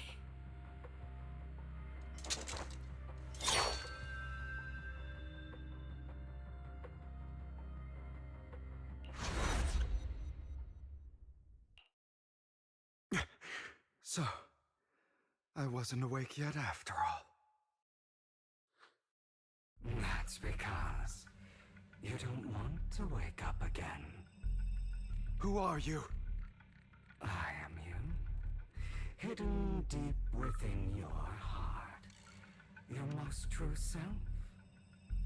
You want to kill her, don't you? Your so-called mother. Every time she beat you without reason, when she tried to gouge out your eyes, when she sold you into that hell, laughing all the while. You wanted to be the one to end her life. Why not admit your hatred? As you are, you can hunt her down and make her pay for the living hell of a childhood she made you suffer. Yes, I hate her. I hate her because she was foolish and shallow, greedy and stupid. I hate her because she doesn't deserve to be a mother. She did everything she could to try and get into the Ravenlock family, believing she could live a life of luxury without having to do anything and never realizing she was a pawn, discarded from the very beginning. So she chose to blame me. Blame me for my heterochromia. Blame me for my very existence. But I won't kill her, because I know it won't change anything. She was incapable of loving me, just as she is incapable of loving herself. Have you been brainwashed by that dog? Keeping up the act of being some magnanimous and forgiving fool? Don't compare us. I've simply come to understand love or hate. I make my own choices, and they have nothing to do with anyone else. She sold you to the Ravenlock family. for a huge sum of money. She used that money to start a new life without you. While she was indulging herself, you were going through hell in the Ravenlock Manor. Does it not torment you? Do you not feel the hatred? Do you not want to demand answers? Kill her. Only by killing her can you be truly free. For a long time, I thought the same way. But now, well, I want to make a different choice. Stop lying to yourself. You never had a choice. This weak-minded thinking will only lead you to failure. Like before, you'll be nothing but a worm, trampled into the dirt by those so-called elites. Do you still not get it? This is how the world is, and always has been. Hesitate and you'll be the victim. If you don't grab your knife first, you'll end up being on the other end of the blade. If you want to change anything, you must first become the one who makes the rules. Just like that woman. The only reason she could treat us that way was because we were weak. So listen to me. Find that woman, kill her, and prove to this world your strength! It's what she deserves! Why forgive them? They don't deserve it. I'm not forgiving them. Or rather, I don't care about them. They don't even matter, at least not yet. You know, perhaps the person I hate the most, the one I truly cannot forgive, has never been someone else, but rather my weak, powerless past self who could do nothing but hide inside a closet and cry. I hate myself for having neither the strength nor the courage to resist. I hate myself for begging for so-called familial love, even after being treated so terribly. I hate that despite the pain of my wounds, I still hope to receive the carrot and not the stick. And that means you, correct? So, I forgive you. I forgive myself. You'll regret this, fool. Your pretty words mean nothing. You will ultimately return here to me.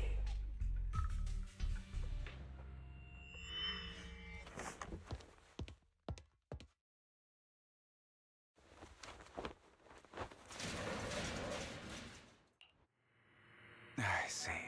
This is still an illusion. I wonder who's going to show up this time.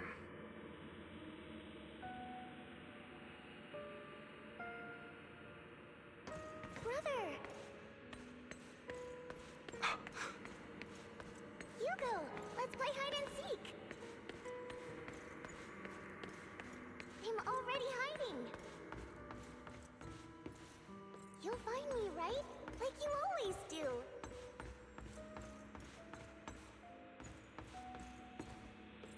Serena. You're looking in the wrong place. I found an even better hiding spot this time. Harder to find than any place you showed me.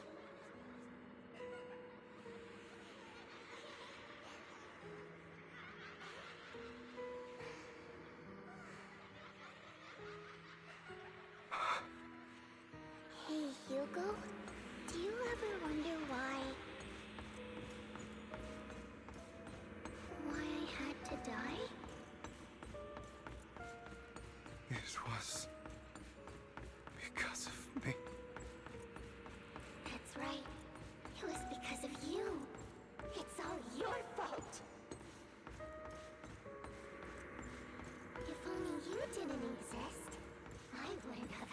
suffer!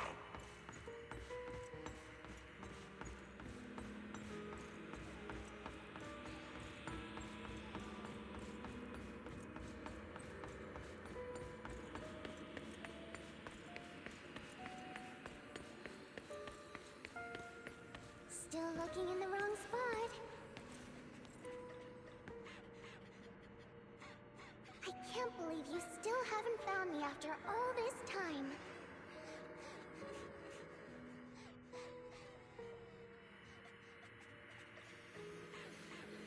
Have you forgotten about me? I haven't forgotten. It's okay. I'll forgive you. I'll still be nice to you, just like before.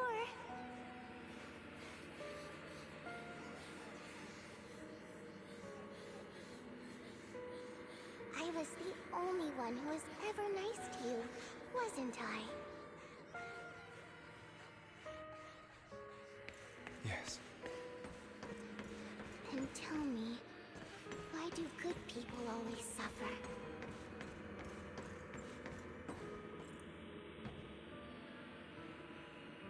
Why is kindness always punished instead?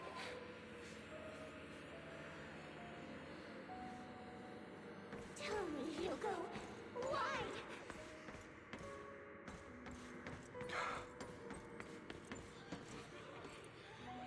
Hugo, are you lost? Go back the way you came. I left you a surprise there.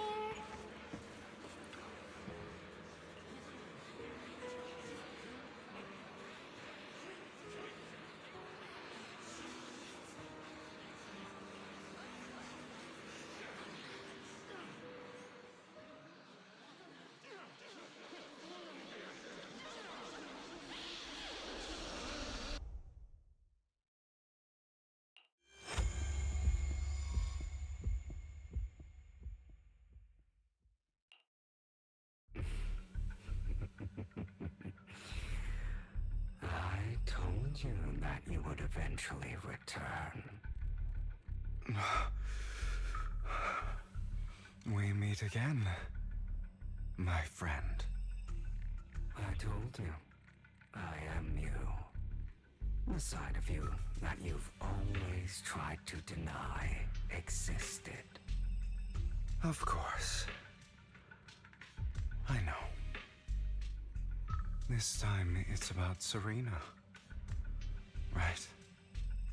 Yes, your half-sister. And the only child in the Ravenlock family who was kind to you. Unfortunately, it was her kindness that led to her untimely death. It was my fault. I don't like the way you blame yourself. Because that means I'm to blame as well. And I don't think I did anything wrong. Your mother sold you to the Ravenlocks. And your father, he saw your talent and wanted to use you to push the other children into competing with each other. My brothers and sisters wanted to get rid of me from the moment they first saw me. In their eyes, you were no more than a slave. But Serena dared to treat you, a slave, as if you were human. And so, she was fated to die. They tried to kill me many times, but I was careful, and they did not succeed. So they killed Serena, who was weaker, an easier target, and pinned everything on you. Serena died in your place. Those cruel brats thought that by reporting this to Father, they could use it to get rid of you, a rival who threatened their positions. Yet, not only did Father not blame you for the incident, he praised you for it. In this world, only the ruthless, cruel, and merciless can stand at the top. And that's exactly what you managed to live up to, no? You found a perfect opportunity thereafter to catch the ringleader of the group who framed you and almost beat him to death.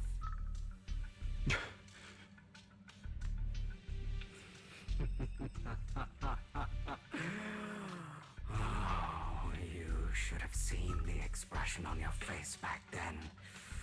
Oh, crazed and manic with utmost delight. I don't remember that.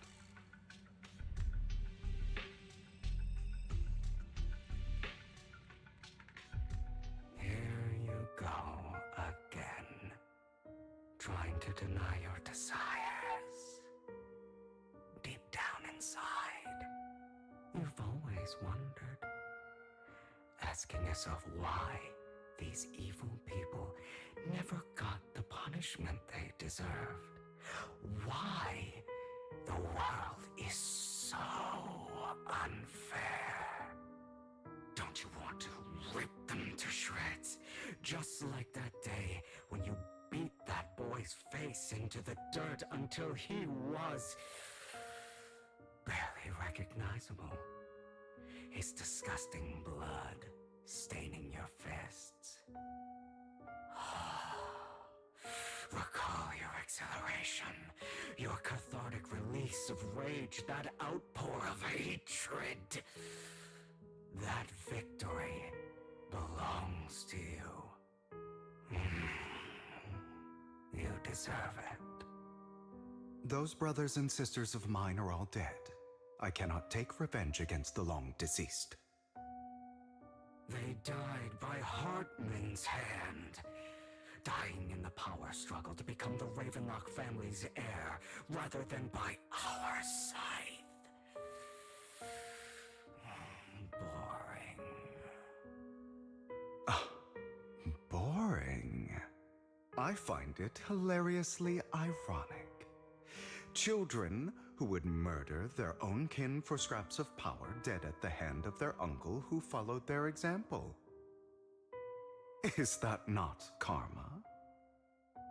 Power struggles pitting kin against each other, betrayal, suspicion, and hatred between people of the same blood. It's like a curse, written into the Ravenlock family's genes. Laughably stupid. Don't forget, my dear, that the same blood flows through your veins.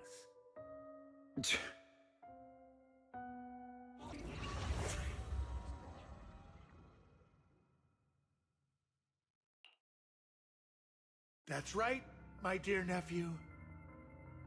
No matter how much you deny it, the blood of the Ravenlock family flows through your veins. Survival of the fittest. Only the strongest deserve to live. Only the strongest deserve to rule. This is the path of success that has led the Ravenlock family to victory countless times. A blessing and a curse etched into your flesh and blood. As long as you live, you'll never escape the mark of family. You are destined to one day become someone like me, like your father.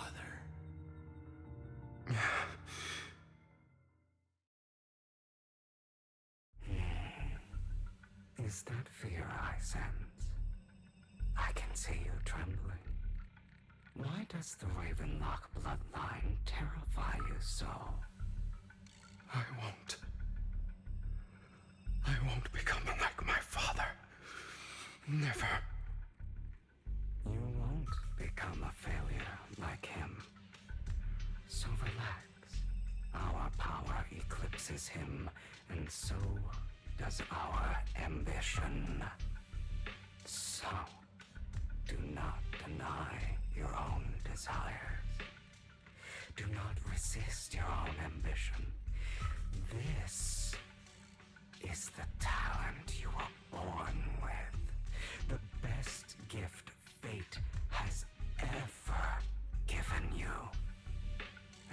headed.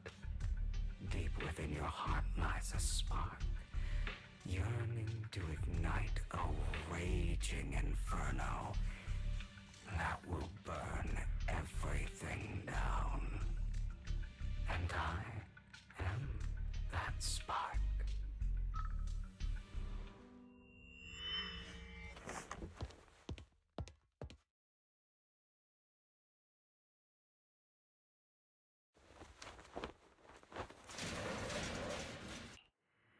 Lycon. Never thought I'd be this genuinely thankful to see you.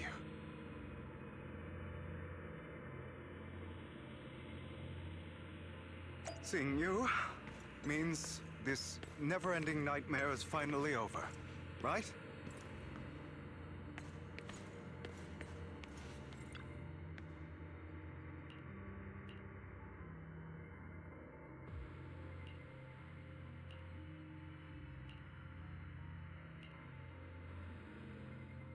I don't want to hear something like that from you.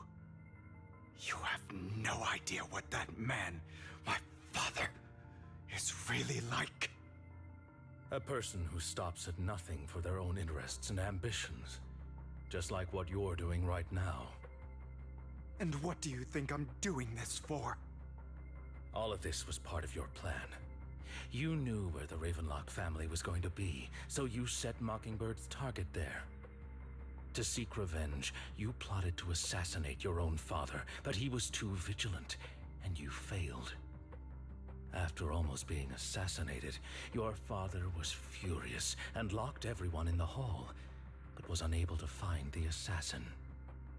And what a coincidence that a hollow disaster just occurred in the vicinity. So he used it to eliminate all the unfamiliar faces there, turning them into victims of the hollow, an easy feat for the Ravenlock family. So, the one who killed innocents was my father, not me. You knew what choice an extremist like him would make, and you used the chaos to once again attempt an assassination. This time you succeeded. You killed your own father at the cost of innocent lives. Admit it, Hugo. You don't care about anyone else. The only thing you care about is your revenge. How is that any different from your father? Enough. I'm tired. I may hate him for betraying me, but he wouldn't say something like that. What? You aren't Lycon. You're the other me, hidden deep within my heart.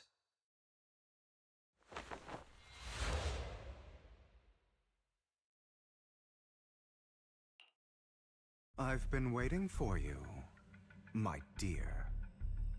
It seems you've already grown accustomed to this place, even turning the tables on me.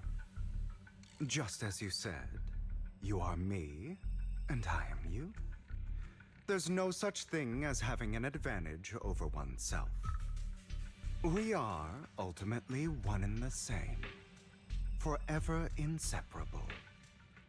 Then you should know what I want to say. When you and Lycon split, you didn't even try to clear up the misunderstanding, didn't deny or argue against what he said. Because you realized that deep down, he was right about you.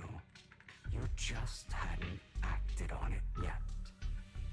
Some people live only to bring more suffering into this world.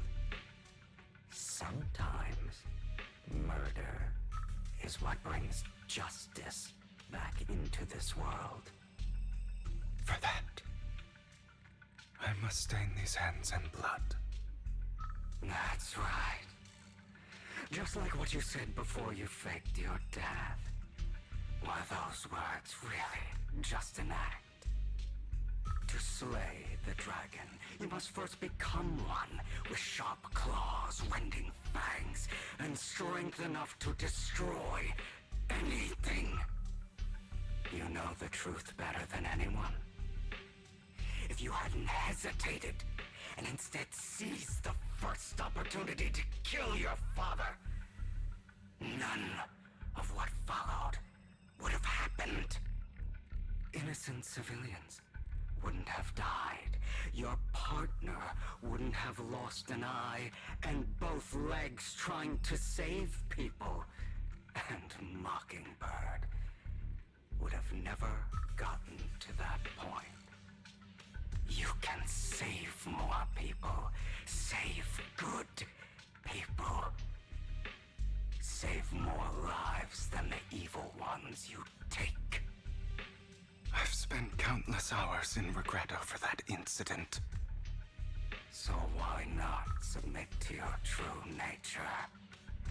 You want to be the judge, jury, and executioner of this world.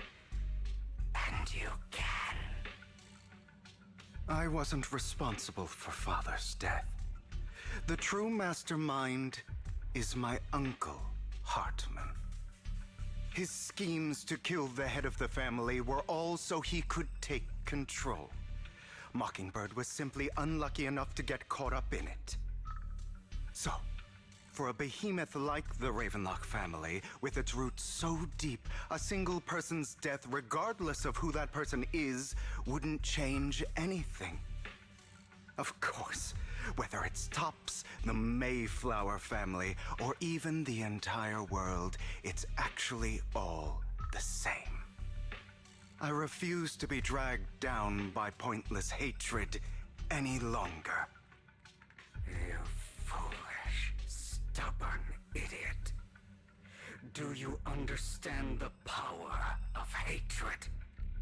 Have we not come this far precisely because of it? Or are you going to follow Lycon and Jack's twisted logic? Come on. You don't actually trust anyone? Otherwise, why would you hide this whole scheme of faking your death from them?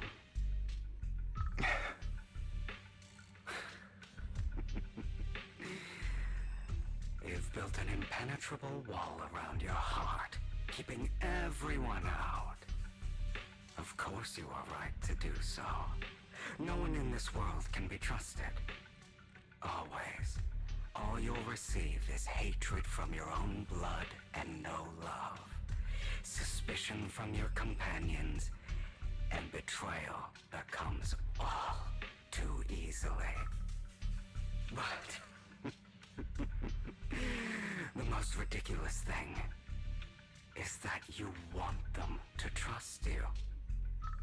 You stay silent and long for them to notice your suffering. You yearn for your companion's understanding and trust. Idiot. That's why you are incapable of exploiting them for your own ends. You care about their safety even more than your own.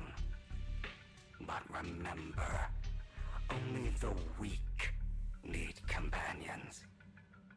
And we are children born from hatred. We are different from them. I will never be like them, and I don't need to be. Come. Let me show you what powers we can wield. But you are me. And I'll never lose to myself.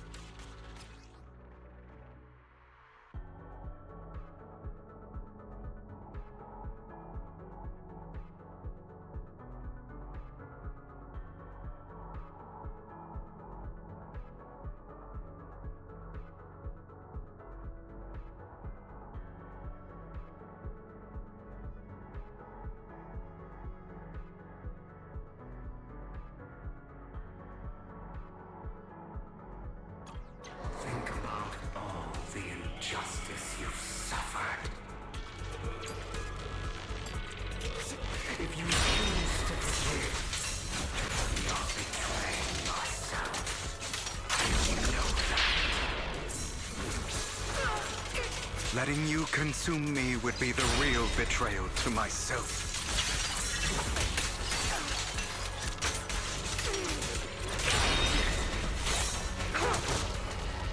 Give up!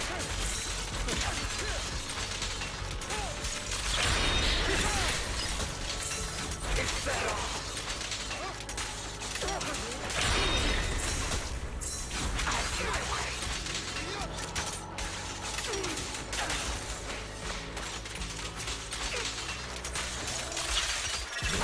You're just afraid to admit it.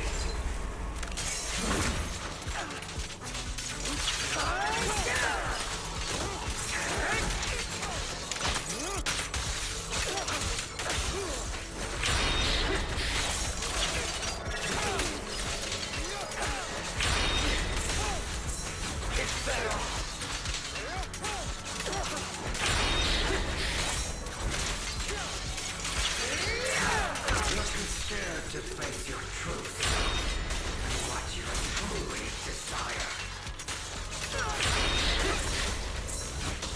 My way. I have you now.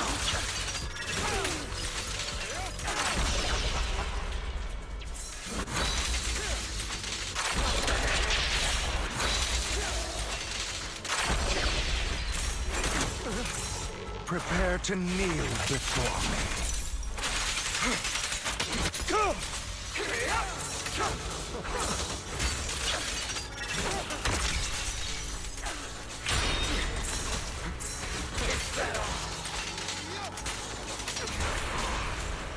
Are you trying to kill me? You think you can just get rid of me?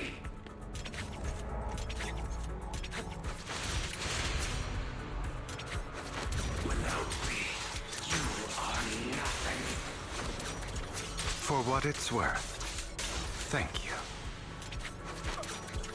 Don't be afraid. You and I are inseparable. You're part of me, just as I am part of you.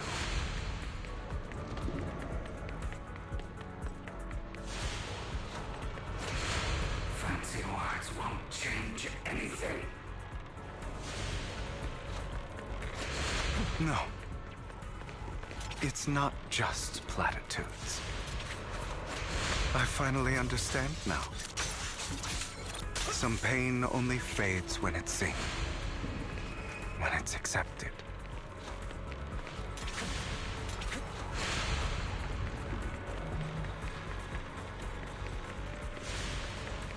So I won't fight you anymore.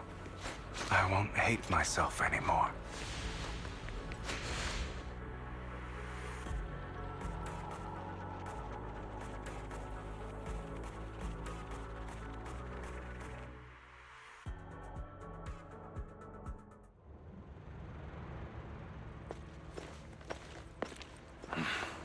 Hugo, it's time.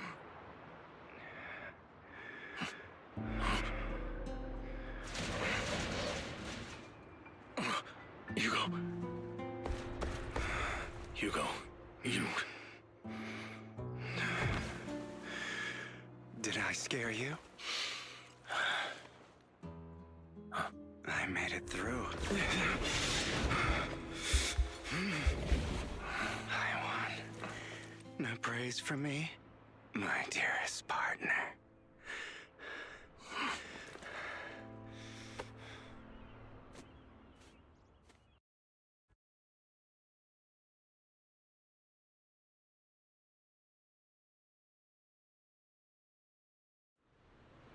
This is just like what I saw in my dream. Ah, my former partner. You're still as punctual as ever. Are you sure you are fully recovered? How about we fight? And I'll show you how recovered I am. I refuse to fight someone who is in need of medical attention.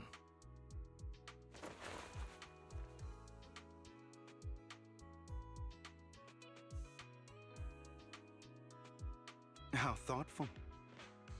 I'm touched.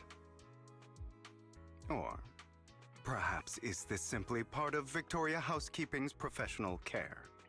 I'd rather you not starve to death.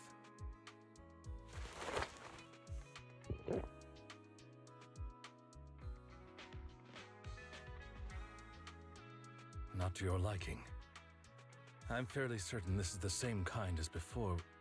No. I've just gone too long without food. It feels a bit uncomfortable. Either way, thank you. Now tell me, what exactly happened in the warehouse? Just going a bit crazy from... you know what? Were you expecting anything else? But... I did have a very long dream. A dream about many things from the past. If I had to put it into words, it would be like giving myself psychological therapy. You seem like you could benefit from some too. How about it? Want to book a session with me? Trust me, I'm a pro. Seems you really have recovered. Well, of course. I'm feeling pretty great right now. Like I could argue with you all day on every petty detail of who exactly was in the wrong back then. I wanted to ask, what you said about Mockingbird before, when you faked your death, was that part of the act? You mean the part about how Mockingbird has never really changed anything or saved anyone. I didn't expect you to still be so hung up on this. Interesting. After all, it was you who chose to betray Mockingbird. To betray me. Just as I said before, I never considered Mockingbird a failure. Perhaps Mockingbird deviated from its origins, but it has its value. You shouldn't reject the things you've done. Or Mockingbird. I have contemplated this before. Yes. Mockingbird has helped some people and has genuinely managed to cause trouble for those who abuse their positions of power for evil. Yet those in high positions still possess immense resources, and the people we helped remain destitute and suffering, willing to become slaves to those in power for scraps. But just as you said, even if what we did was childishly idealistic and flawed, as little as we actually achieved, even the slightest change is by no means meaningless. Nothing holds more value to me than Mockingbird.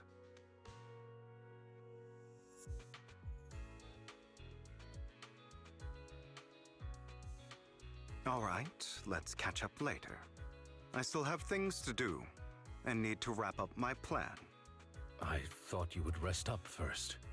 As much as I would prefer that. My dear uncle and the Exaltus fanatics likely would not give me such an opportunity. If all has gone to plan, the fish will have taken the bait already. And if everything goes very well, I'll soon have solid evidence of the Ravenlock family's crimes. Well then, thank you for your assistance, former partner. Let's part ways here. I'll go with you. Lycon, surely you don't think that because I just recovered, I'm too weak to deal with those useless fools. Hartman's actions will disturb the safety of New Eridu. As I serve the mayor, I should intervene. Very well, whatever. Let's go. And don't slow me down.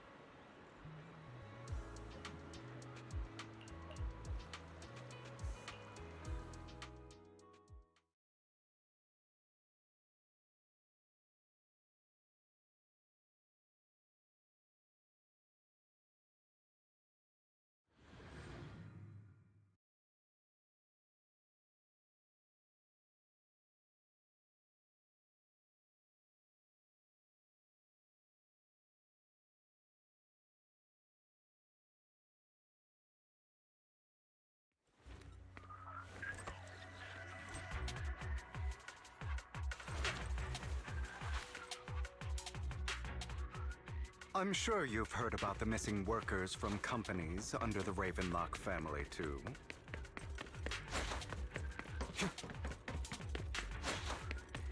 Those are Ravenlock's men.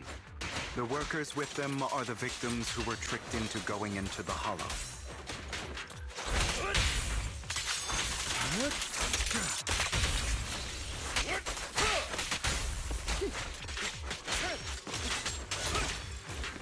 Come on, let's get them out of here.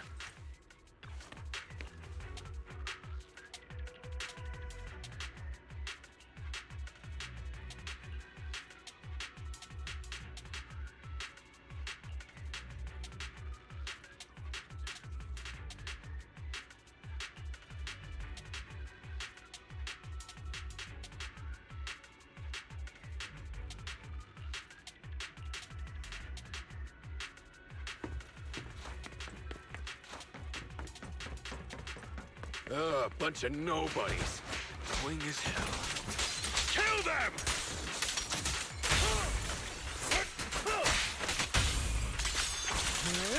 You're welcome to try. The end is nigh.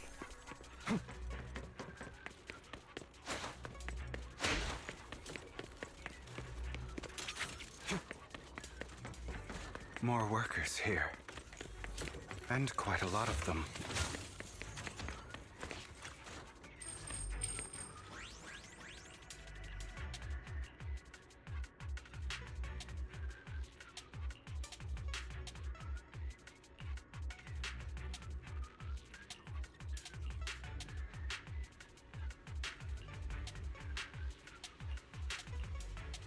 Is Hartman behind this, too?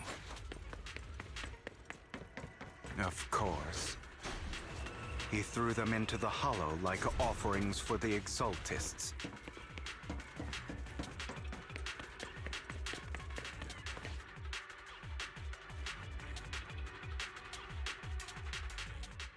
There's more over there.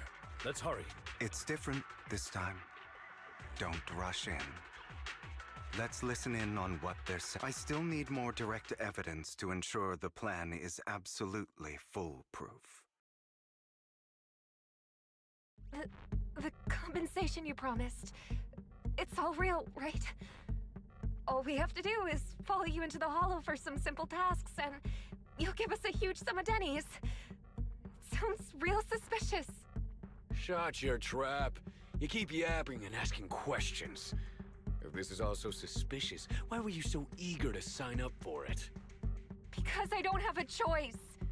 My daughter was previously caught in the Hollow disaster and suffered severe corruption.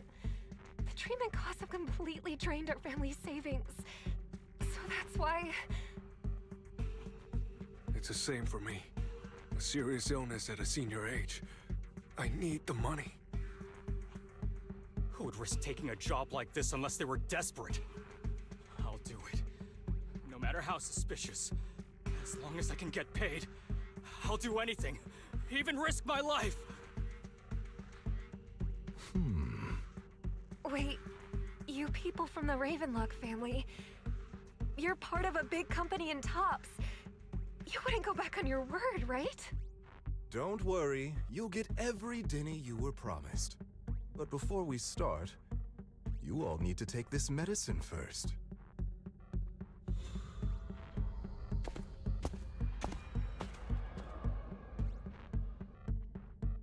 Bro, should we really be doing this already?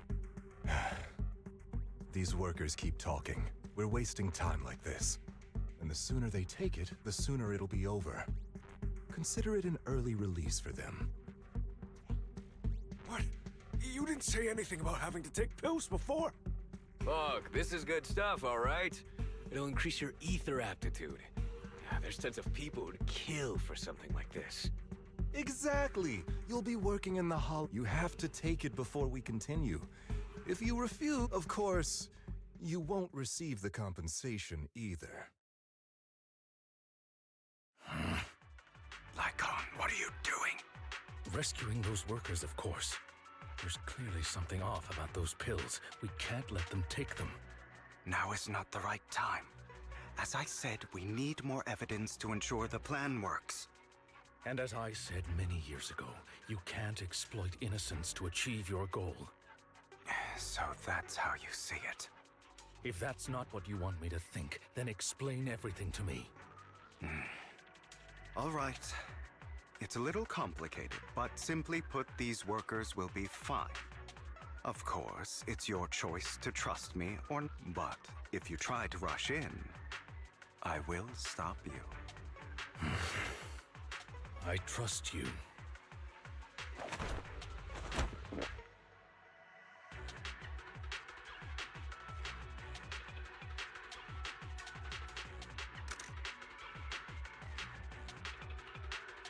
All right. That's the evidence. Now we can go and beat them into the ground as much as you want. Don't forget, you owe me an explanation. Also, don't overdo it and kill them. Even if they're the worst of the Ravenlock family. All right, Your Holiness, Saint Lycon. Those were... Who the hell are you? Why don't you take a guess? We're the ones here to stop you.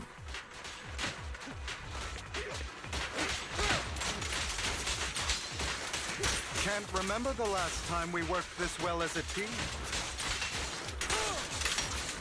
Your legs? How are they feeling? I'm fine. To be honest, I think I prefer the way you used to fight.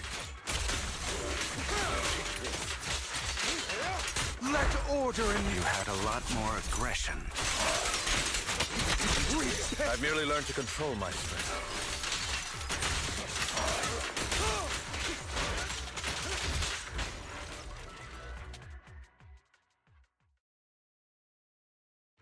Damn it! Who the hell are you? How dare you mess with the Ravenlock family? Ravenlock. Savor the name while you can, for it will soon cease to exist. What's that supposed to mean? It means exactly what I said. I think this might be good for you. Sever your ties while you can. You still have a chance to walk your own path. The family's honor comes above all else. Is that really what you think? I saw the compassion on your face just now. You're not from the main family, right? That's why you were assigned to these trivial tasks. But in reality, there's no need for you to keep playing this boring game for them. I don't have a choice. From the moment I was born into the Ravenlock family, You always have a choice, if you're willing to act. All right, let's end the small talk here.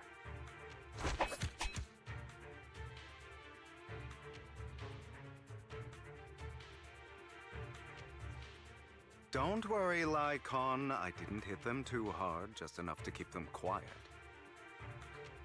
How's that? My acting's pretty good, right? As always, a certain someone should take some lessons from you. I'll leave the rest to you then. Okie dokie.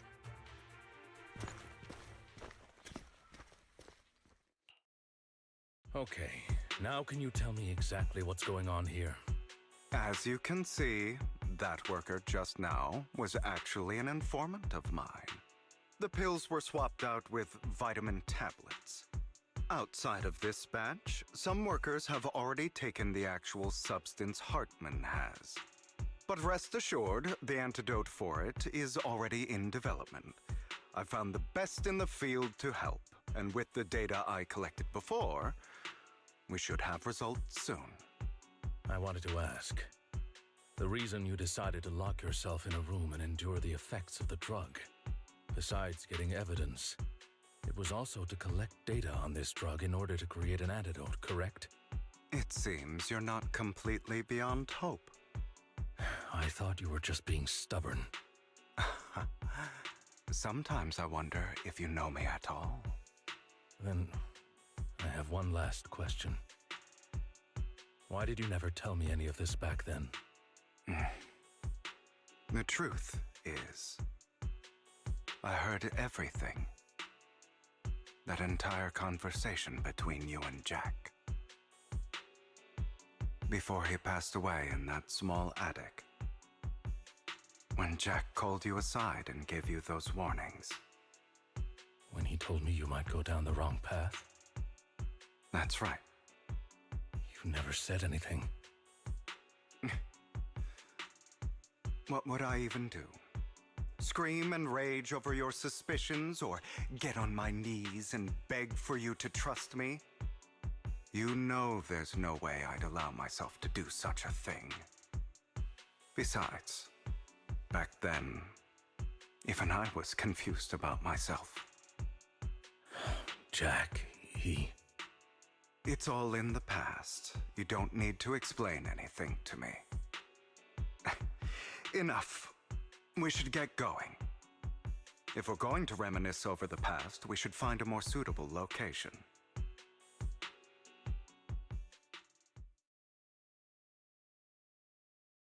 Lycon?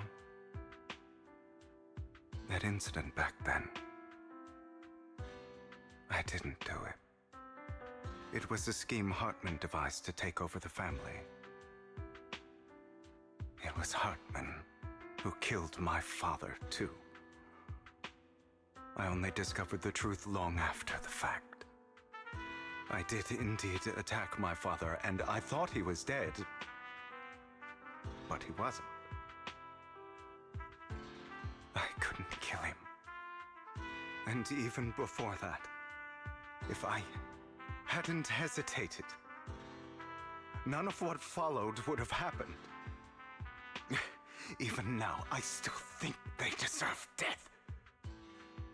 But I no longer care to personally deliver that fate. They're beneath me. And I have more important things to do. You... I know we may never agree on that point, Lycon.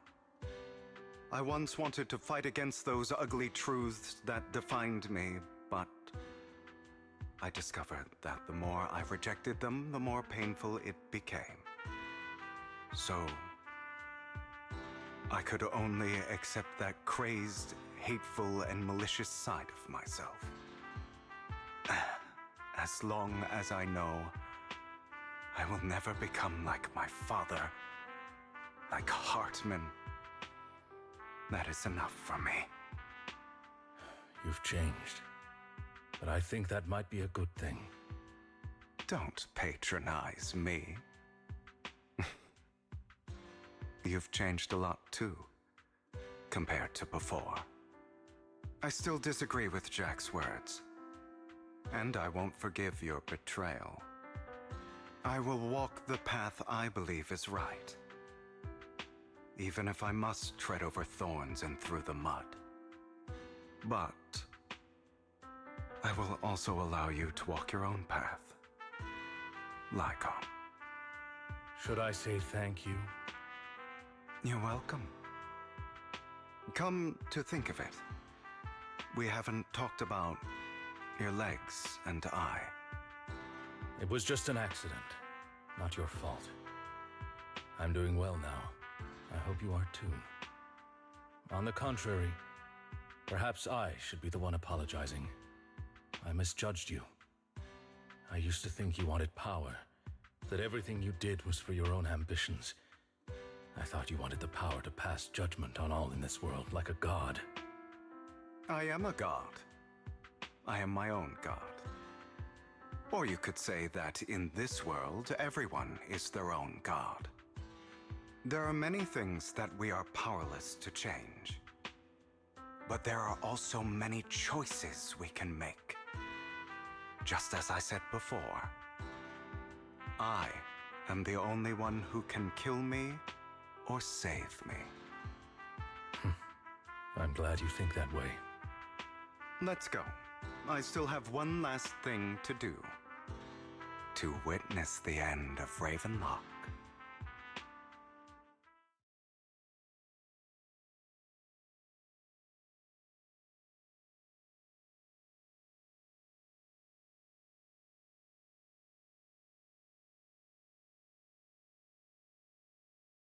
You really think you can take my place if I die? Never, you filthy bastard! Your little tricks mean nothing. As long as the Ravenlock family stands, I can still get back on my feet. You still don't get it, do you? This was never about avenging my father. And I don't care about taking your place. I didn't come this far just to kill you. That'd be pathetic. Right on cue. Why don't you take a look at this, Uncle? On behalf of TOPS, I'd like to clarify that we had no involvement in the Ravenlock family's actions. TOPS is officially terminating all partnerships with the Ravenlock family, effective immediately. We will have no further affiliation with them. Are you crazy? What the hell do you get out of ruining the Ravenlocks? You want to be a petty thief forever? Thief? Oh, Uncle. Allow me to reintroduce myself. I'm the name people whisper about. The one who robs the rich and gives to the poor. I'm the master con artist who can fool anyone, anytime. I'm the leader of Mockingbird. The one who turns every headline into my own stage. I have friends who'd catch me if I fall, partners who'd shed tears for me, and allies who always have my back. I am Hugo Vlad. You're the one who needs the Ravenlock name. I never did. You ungrateful bastard! You should have never been born. You flatter me.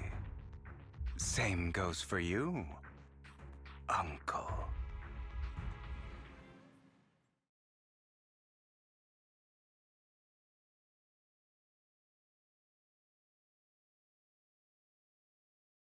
You've done well, Vivian. You had better give me an explanation. And here I thought this would be a touching reunion. What's with all the anger? Hugo, I'm a member of Mockingbird too. And I mourned your death. Listen, Vivian.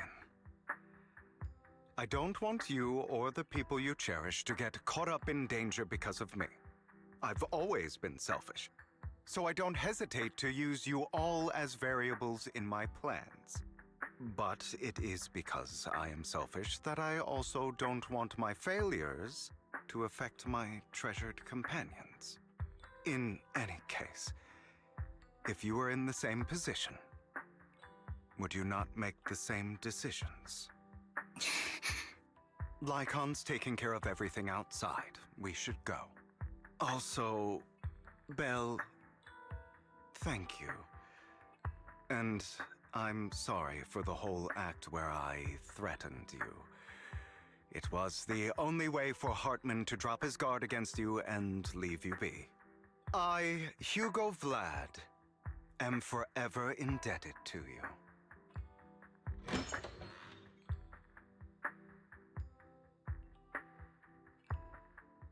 Master Proxy, although it is late, there is some important intel that I must give you now. So, Lycon, you knew about Hugo's plan to fake his death? I was simply playing along. After all, I could not determine whether Hugo's plan would pose a threat to you. You are a student of the mayor's late friend, and I am obligated to protect you. You still have that habit of finding awkward excuses when you're embarrassed. Mr. Hugo Vlad, if you have any important intelligence to share, please do so with haste. I need to return to rest before midnight.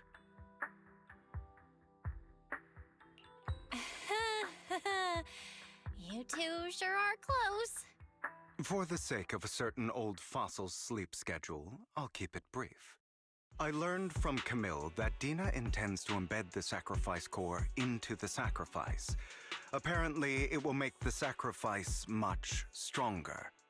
Sacrifices created this way will not retain their minds and will indiscriminately attack all living beings, including their creator. So the Exaltists don't do this. It would bring them no benefit. But Dina's concoction can control people's minds. If a person takes the pill and is injected with the serum Landon left behind, the sacrifice would be under its creator's control. Although the dormant sacrifice has been destroyed, Dina found a batch of that serum her father created and wants to create new sacrifices. Never mind the sacrifice. Hartman's sacrifice core is a fake. We don't know where the real one's gone. The real core has always been here. Here? In Lord Phaethon's video store? Vivian, do you remember when I suggested you give that collectible to our dear proxy? I remember. But that was just an ordinary pendant. And I've met the person who submitted it. She has absolutely no connection to the Exaltists. How about our dear proxy take out that pendant so we can take a look?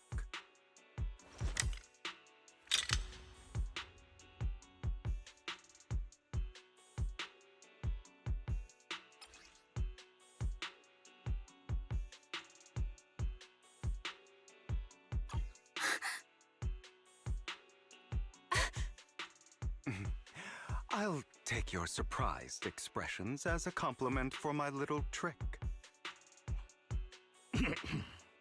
I will hand over this core to the mayor as agreed, since he fulfilled his promise to protect Vivian and the manager while I was pretending to be dead. I won't go back on my promises. No wonder the mayor would promote rhetoric favorable to Mockingbird. I can't believe I thought he was actually being sincere. Since we have the sacrifice core, all we have to do now is stop Dina from using innocent people to make more sacrifices. Yes, and we need to destroy the last batch of Landon's serum. Hopefully with no options left, Dina will give up her obsession. All right, that's the important stuff. I'm going to go and confirm where Landon's serum's been stashed. I'll contact you again once I have something.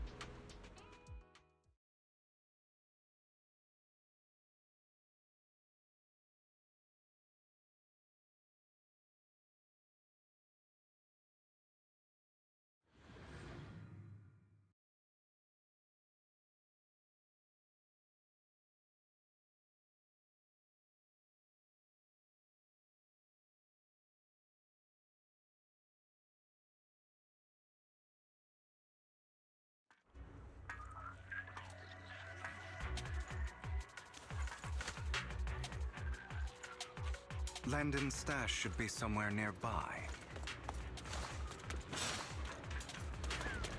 I did some digging. Some of the missing workers were brought here too. position.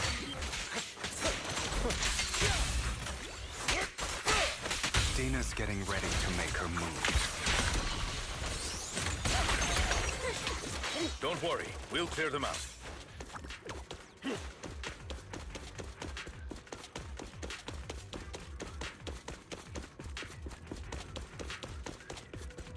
They're trying to destroy the goods!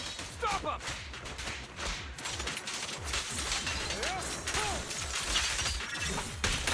We need to take care of the guards first. Some of the serum is stored in this warehouse. Don't touch it. You're not taking anything from here. Hugo, get the guards first.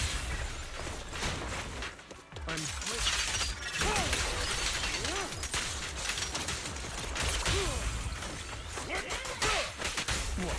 Can't handle it? What? You just stepped into your own grave!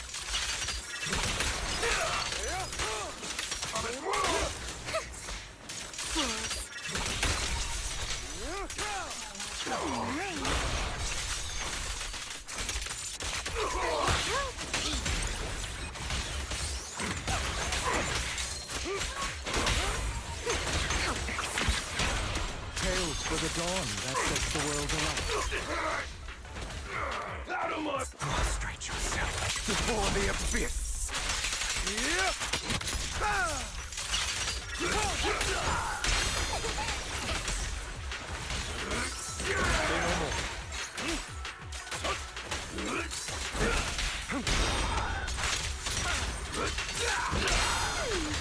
Who dares get between me and Lord Satan?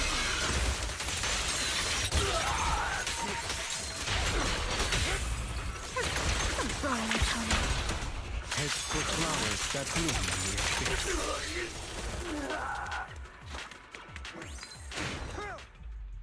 More of Landon's serum survives than expected.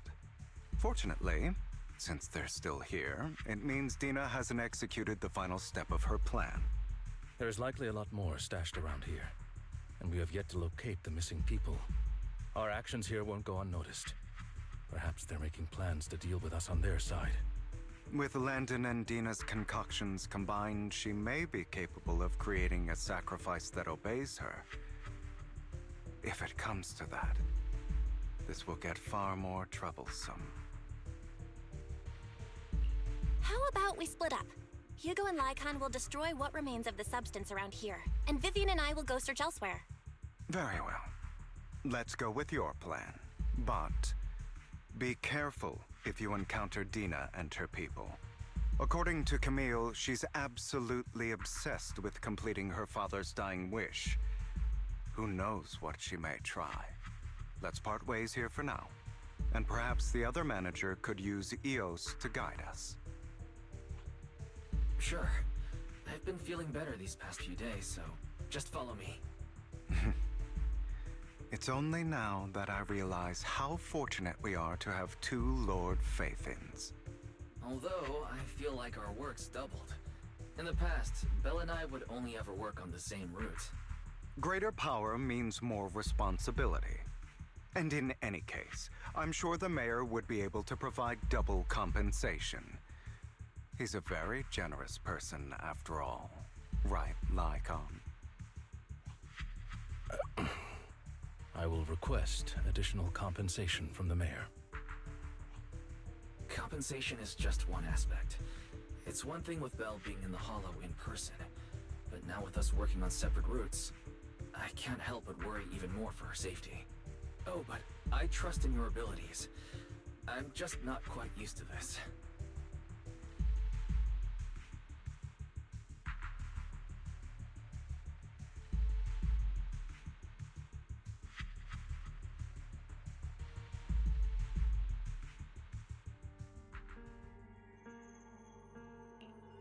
This is the future I saw. Lord Pathan.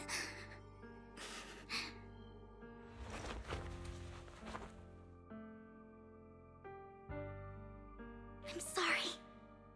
This time, I will make sure the future future I saw does not come to pass. I don't want to bring you misfortune. That's all I wish for.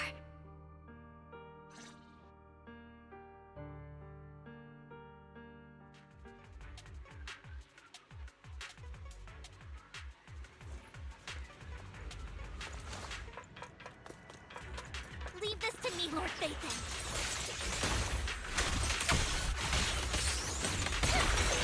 Stay away. I better not get my shoulder.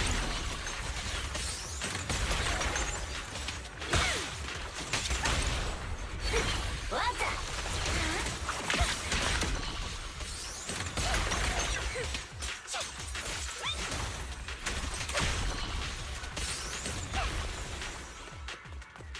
Lord Phaethon, there might be more serum here. Don't touch me. How dare you steal from Lady Dina! I'll try to go easy on you. No promises.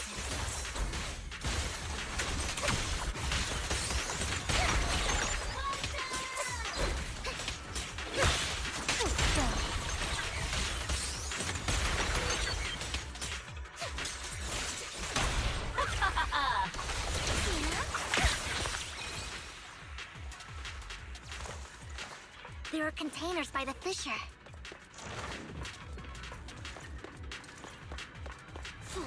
There's got to be something inside. Let's try opening them.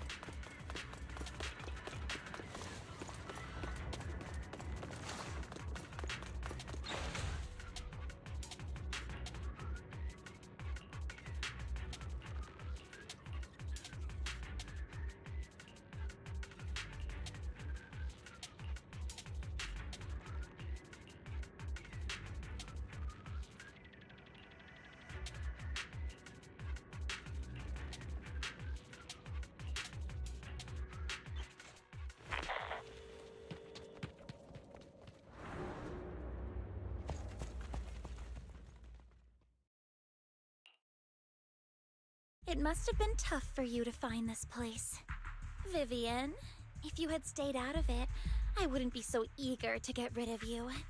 Those people have been taken to safety. You're all out of options. They're just mere test subjects. So what if they get away?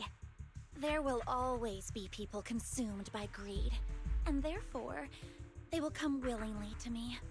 In any case, what are a few sacrifices in comparison to the completion of Father's grand ambition? Dina, you deceived those people. They didn't come willingly to you. You tricked them, just like Landon did back then. Deceived? Father gave hope to those who had everything taken from them by the Hollows. Vivian, you once rejoiced at the hope Father offered you, too. Before Father took you in, you were no more than an omen of disaster that no one wanted. It was Father who gave you shelter and a purpose for existing. Do you remember the first time you bestowed a blessing under Father's guidance? How did you feel when that person looked at you with adoration and gratefulness?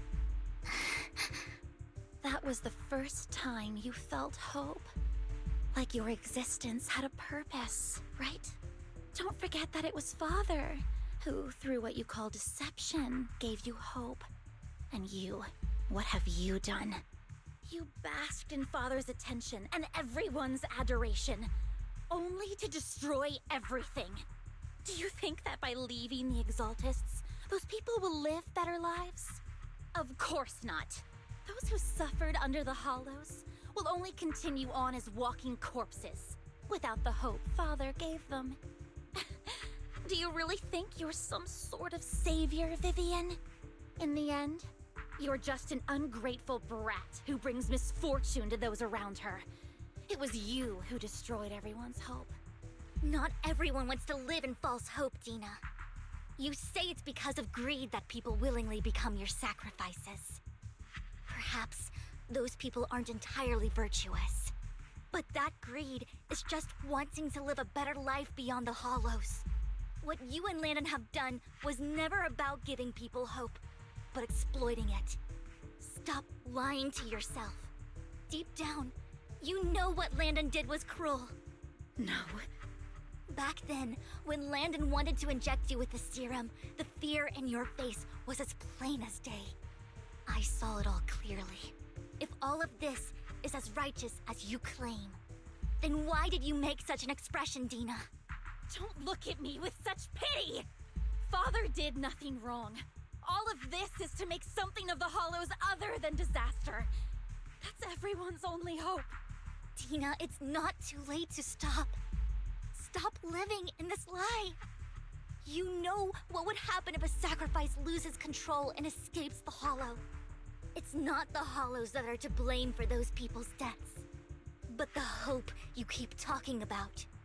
That will cause more despair and claim more lives. That is merely the necessary sacrifice to accomplish a greater goal. No one deserves to be a sacrifice. Your hypocritical magnanimity disgusts me. I can always go and get more test subjects if they've escaped. And I will be able to replicate Father's serum with enough time. With you gone, I'll be able to complete Father's gift to the Creator and fulfill his last wish. Camille, release the failed subjects. Lady Dina. Camille, are you going to do what you did before? You keep saying you'll follow the Creator, but it's all lies. Lady Dina, the Hollows took my family from me. I understand that there's no way to get back what I've lost. It was Lord Landon who told me that the Creator would guide me. One day, Hollows will no longer be disasters. Everyone will be able to survive inside them. I look forward to the day when this hope becomes reality. I watched you grow up, and I know that you've always looked up to your father. He gives you hope, and I destroyed that hope with my own hands. I know the pain of loss, so I've always felt guilty. I want to atone for the hope I destroyed. But Dina, I don't want to ruin more lives. And I don't want to continue watching you destroy yourself. Vivian is right. Not everyone wants to live in false hope. So, please, stop. Camille, are you abandoning me too? I'm not abandoning you. I just don't want to see you go past the point of no return. The point of no return? I passed that point ages ago. No, Dina. You can still turn back. I'll be your way back. Where are you going, Camille? I made a deal with Hugo and the mayor. If someone needs to take the fall for this, let it be me. I did it. All of it. I've been forcing Landon's only daughter, Dina, to research how to create sacrifices. I colluded with the Ravenlock family for my own gain. Everything Dina did was under duress. Since I've kept her captive for so long, she doesn't have the skills to survive as an independent member of society. She'll need a caretaker and teacher. Someone who will look after her and educate her. No! I refuse, Camille! I refuse to accept this! Dina, I'm going to dispose of those failed subjects. I won't allow it! You'll die! I won't allow it! You can't leave me. I command you! You've always followed my orders, and you will follow them now! It wasn't your orders that I've been following. My younger sister, who was stolen from me by the Hollows, also had such beautiful red hair. When Landon told me the Creator could bring me hope, you were standing there, right behind him. I was certain, then and there, that this was the hope the Creator had given me. Start over, Dina. You still have so long, so much time. You'll make friends, find people who love you. and make many beautiful memories. That's not what I want! Camille, you're not allowed to die! I won't allow it! I won't allow it! Goodbye, Dina. And I'm sorry, Vivian. I'll leave the rest to you.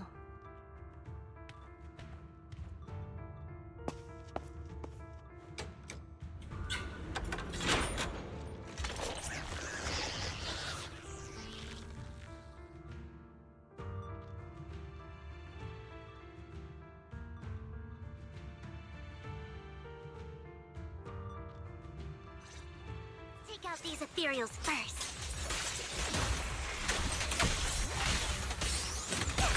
We can't let Camille's efforts go to waste.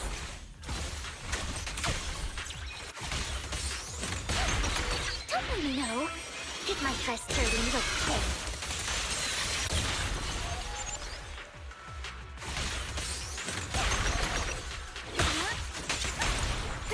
Well done. Let's go after Dina, Lord Phaethon. Don't touch me.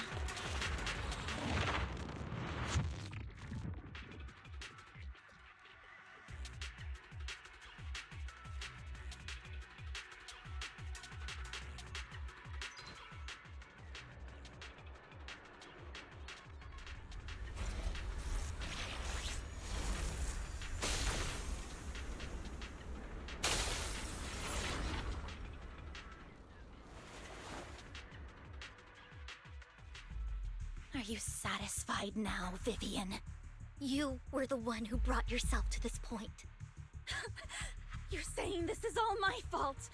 Losing my father, losing Camille. I wish you had never come into my life. At first, when Father brought you home, I was happy. There are so many Exaltists, yet Father never allowed me to get too close with any of them. I never had any friends either. But when Father brought you back, he told me to take good care of you, that you were my first friend. I was also so happy the first time you took my place in helping Father select a person to receive the blessing, because it meant you were different from all those other people. You could stay with me. But soon, I grew jealous.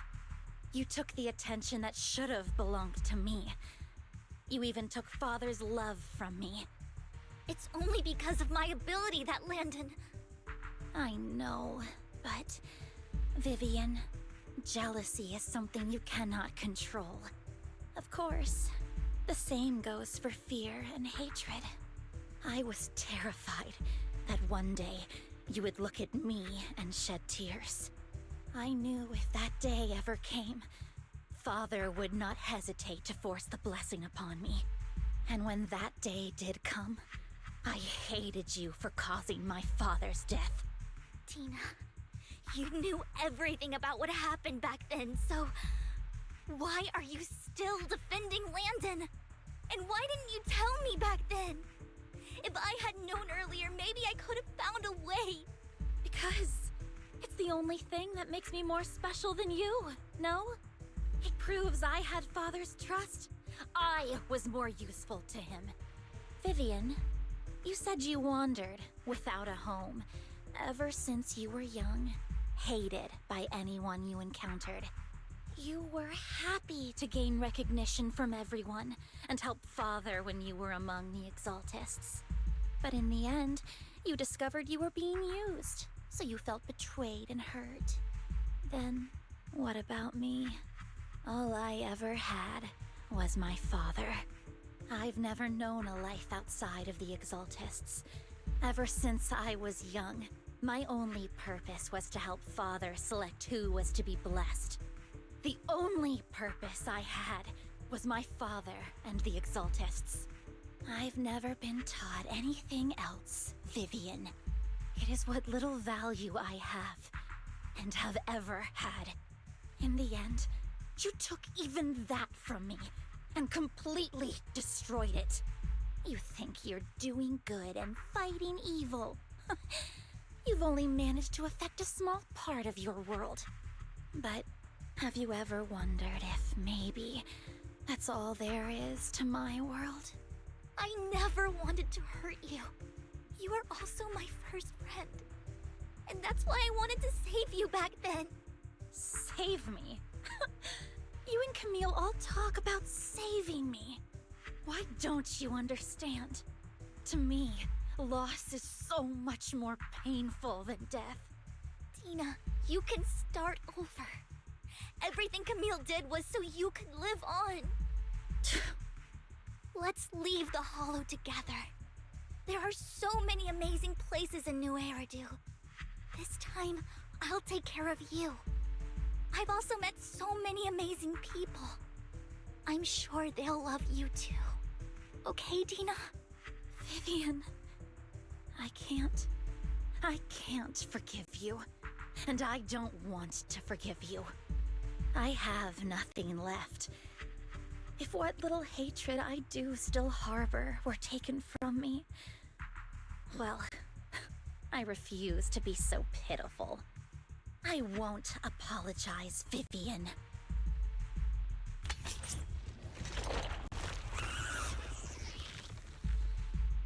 I don't want to hate myself.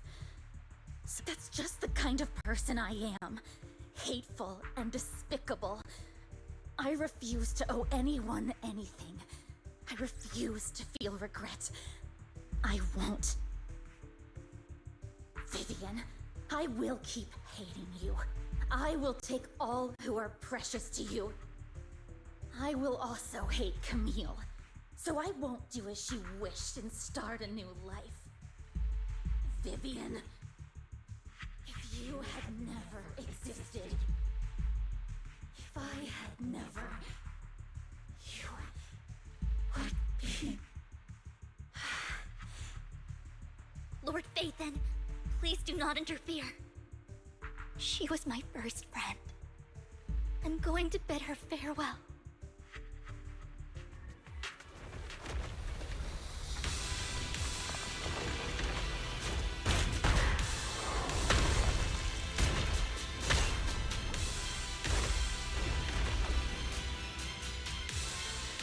Dina, soon, it will be over.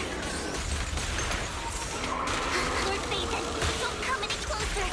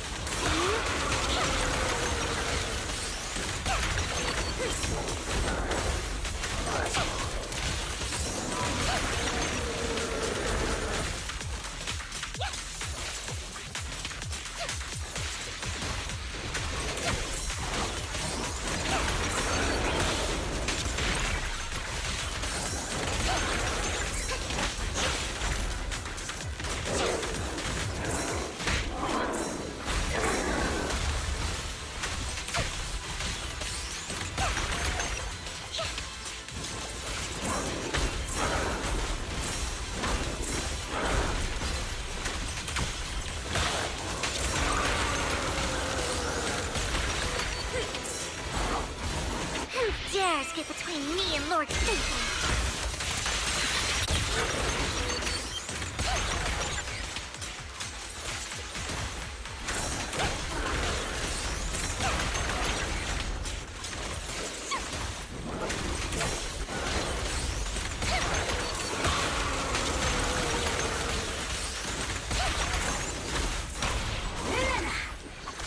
What are you looking at?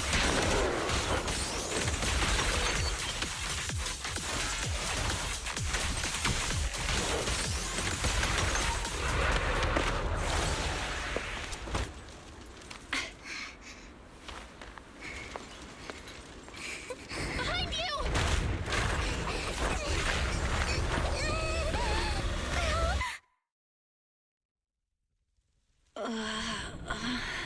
What happened? What the...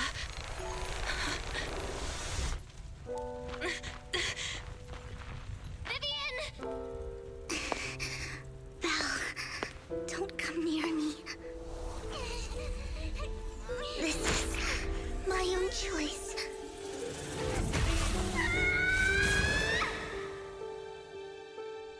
I will change the fate I saw. Vivian! I just want you to remember me when I looked my best. Vivian! Vivian, your body! I'm sorry you had to see me like this, but I don't want to be the one that only brings misfortune anymore. No, please. No.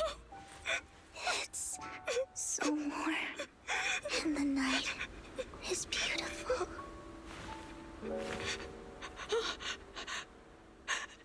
Vivian?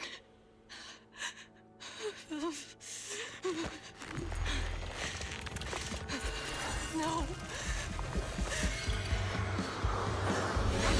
It can't end like this.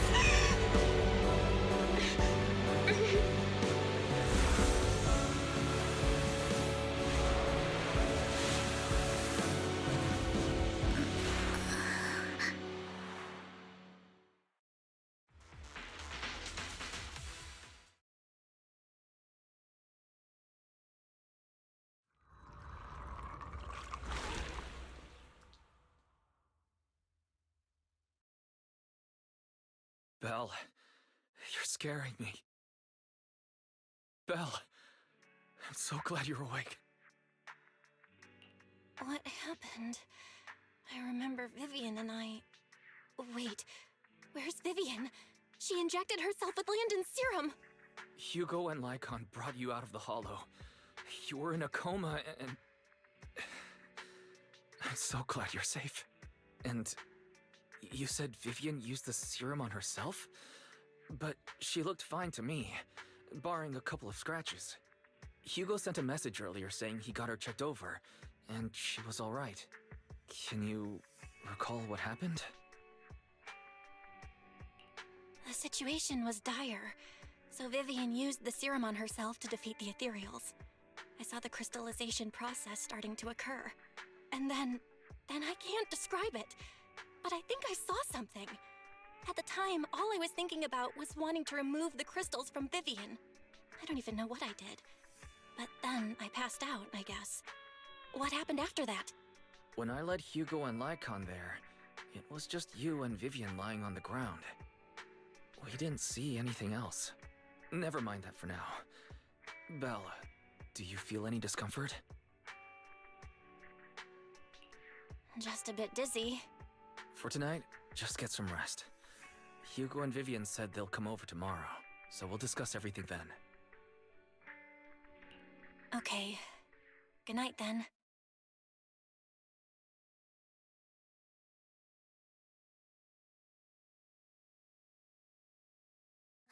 Lord Phaethon! How are you feeling? No headaches? Leg pains? Heart palpitations? Loss of appetite? Vivian? I was just so worried. Sorry. Anyway, Lord Phaethon, I'm so glad you're okay. What happened this time was all my fault. You only became an ethereal to defeat Dina. If it weren't for you, neither of us would have made it out alive. So, what happened? Belle said she saw the crystallization process start, but I didn't see anything through EOS. Hugo, Lycon, did either of you guys see anything strange? Allow me to explain. Miss Vivian told us what happened after she awoke, and the mayor arranged a full medical checkup for her. Based on the results, Miss Vivian indeed shows mild corruption sequela. But if the crystallization process had already started, the lingering effects should be far more severe. To be precise, if the process had already reached the point of mass surface crystallization, it should have taken no time at all to become an ethereal. So, the mayor theorizes that it was the etheric energy within Master Proxy's body that affected Vivian's condition and the surrounding etheric particles, causing Vivian's corruption to recede. Essentially, corruption is a reaction between the etheric particles inside the body and in the surrounding environment. therefore it's not necessarily irreversible. Just that currently our mainstream method of defense is prevention. How come I didn't know I had this ability? How's it even possible for me to influence other people's etheric particles? That makes it sound like I can manipulate etheric energy at will. Master Proxy, you are special. This is a gift your teacher left you. Our teacher? So this has to do with her? I don't know all the details, so I cannot explain everything to you. My apologies. However, Miss Yixuan might be able to answer some of your questions. She will visit you sometime soon, so please feel free to ask her any questions you may have. She has quite an eccentric personality. If she causes you any inconvenience... If she causes trouble, can I file a complaint about her to you? Master Proxy, you have always been a people person, so I trust you will handle things just fine. That just makes me more worried.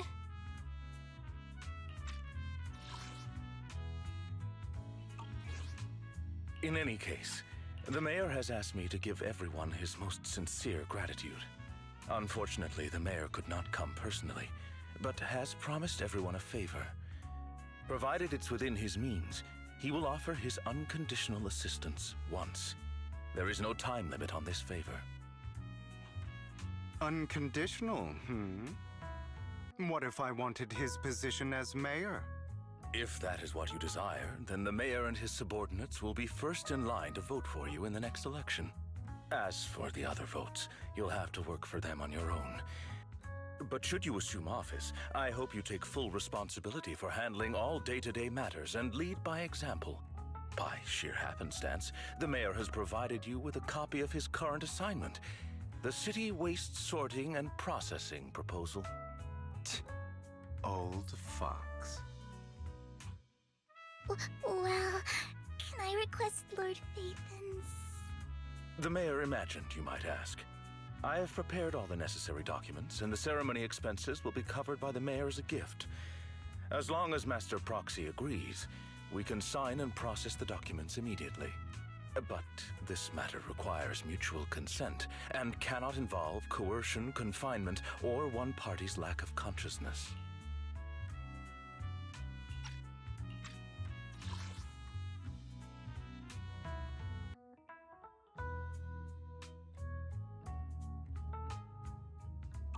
Stop!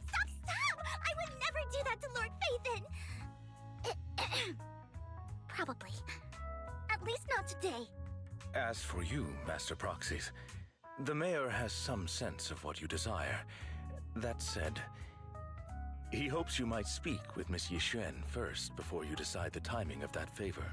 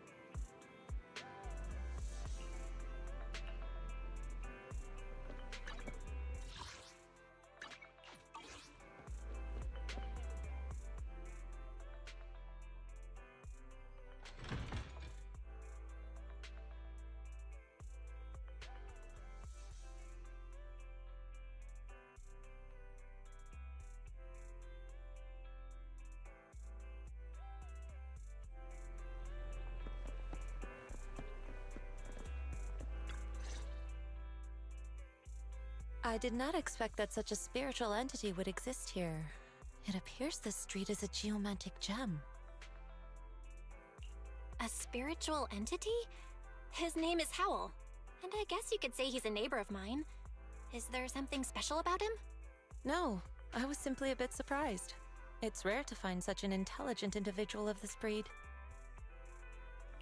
Even huskies can be really smart. Howl is proof. You're right. Yet, being overly intelligent comes at a price. It must stay here for prolonged periods of time, parted from its owner, and unable to move about freely. Both a blessing and a curse. However, it seems quite happy. We've strayed a bit off topic. Since you're back, let's discuss our partnership.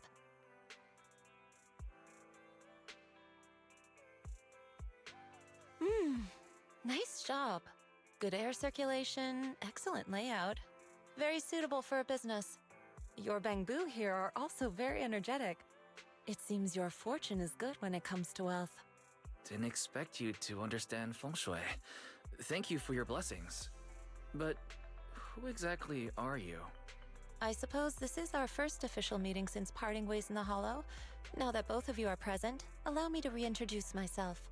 My name is Yi Xuan, a mystic from Yunquei Summit. Wait, mystic? Like those people in movies who can tell your fortune and go around blessing people? This is my first time meeting one in real life. But what's Yunquei Summit? Just an ordinary sect of the mystic arts. Our disciples travel all across New Eridu and sometimes collaborate with authorities. Currently, I'm affiliated with the Hollow Investigative Association. Right now, however, I'm here to discuss a partnership in the name of the Mayflowers. So, what sort of partnership are we talking about? I have reviewed the documents provided by the Mayflowers. You previously underwent an implant surgery. After recent adjustments, abnormalities occurred. These abnormalities bear resemblance to the craft practiced by us at Yunquei Summit. If you are willing, I can teach you how to better control your abilities. To better control my abilities. It sounds great, but there's no such thing as a free lunch. Since you're willing to teach us your craft, Shifu, you must want something in return, right? That's right. Mayflower will have you join me for some investigations. Looking at my divination results, this will be a complicated and very likely dangerous matter. He's still going over the details, but should have more information for you soon. You can wait until then to decide.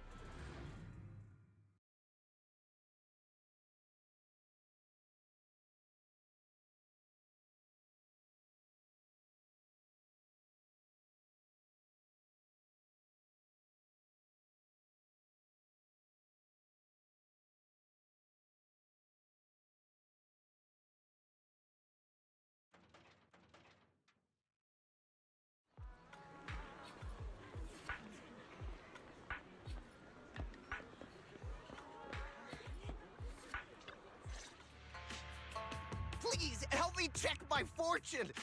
Here's my palm. Look, doesn't this thick wealth line mean I'm about to strike it rich? I've looked it over, and your fortune is decent. Huh? You barely looked at it, and you're already done? You have good fortune. What? You don't believe me? I do. Thank you so much. Next, it's my turn. Hey, wait, hey, quit cutting in line. So, this is where you were. Who are all these people? You're here, Belle? I decided to take a break. I didn't expect so many people to come seeking my divination services. Don't worry, I need no more than a simple spell to solve this matter. Fortune-telling services is 10,000 dennies per session.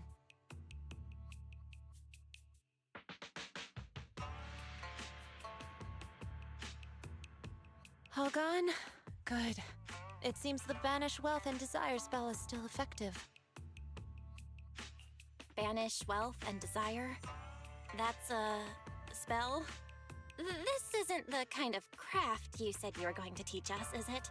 Our video store has a business license, and we'd get complaints if we charged unfair rates. Of course not. This is just a trick to deal with trouble. I'll take my time showing you the true craft of Yunkwai Summit. For now, let's find that shop.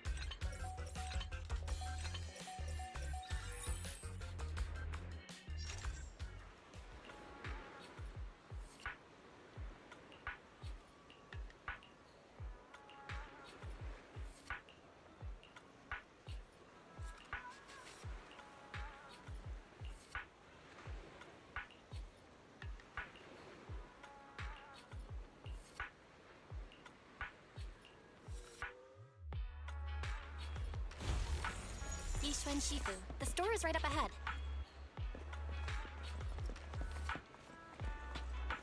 Yes, this is the place. Ah, this is the one. Seems it's closed. Another wasted trip. Not necessarily. 1 second, please.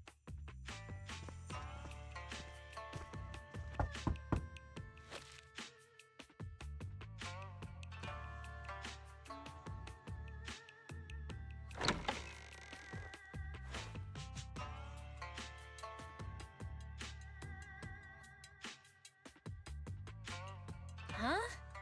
Is there someone inside? Relax. The boss prefers to do business with people they know.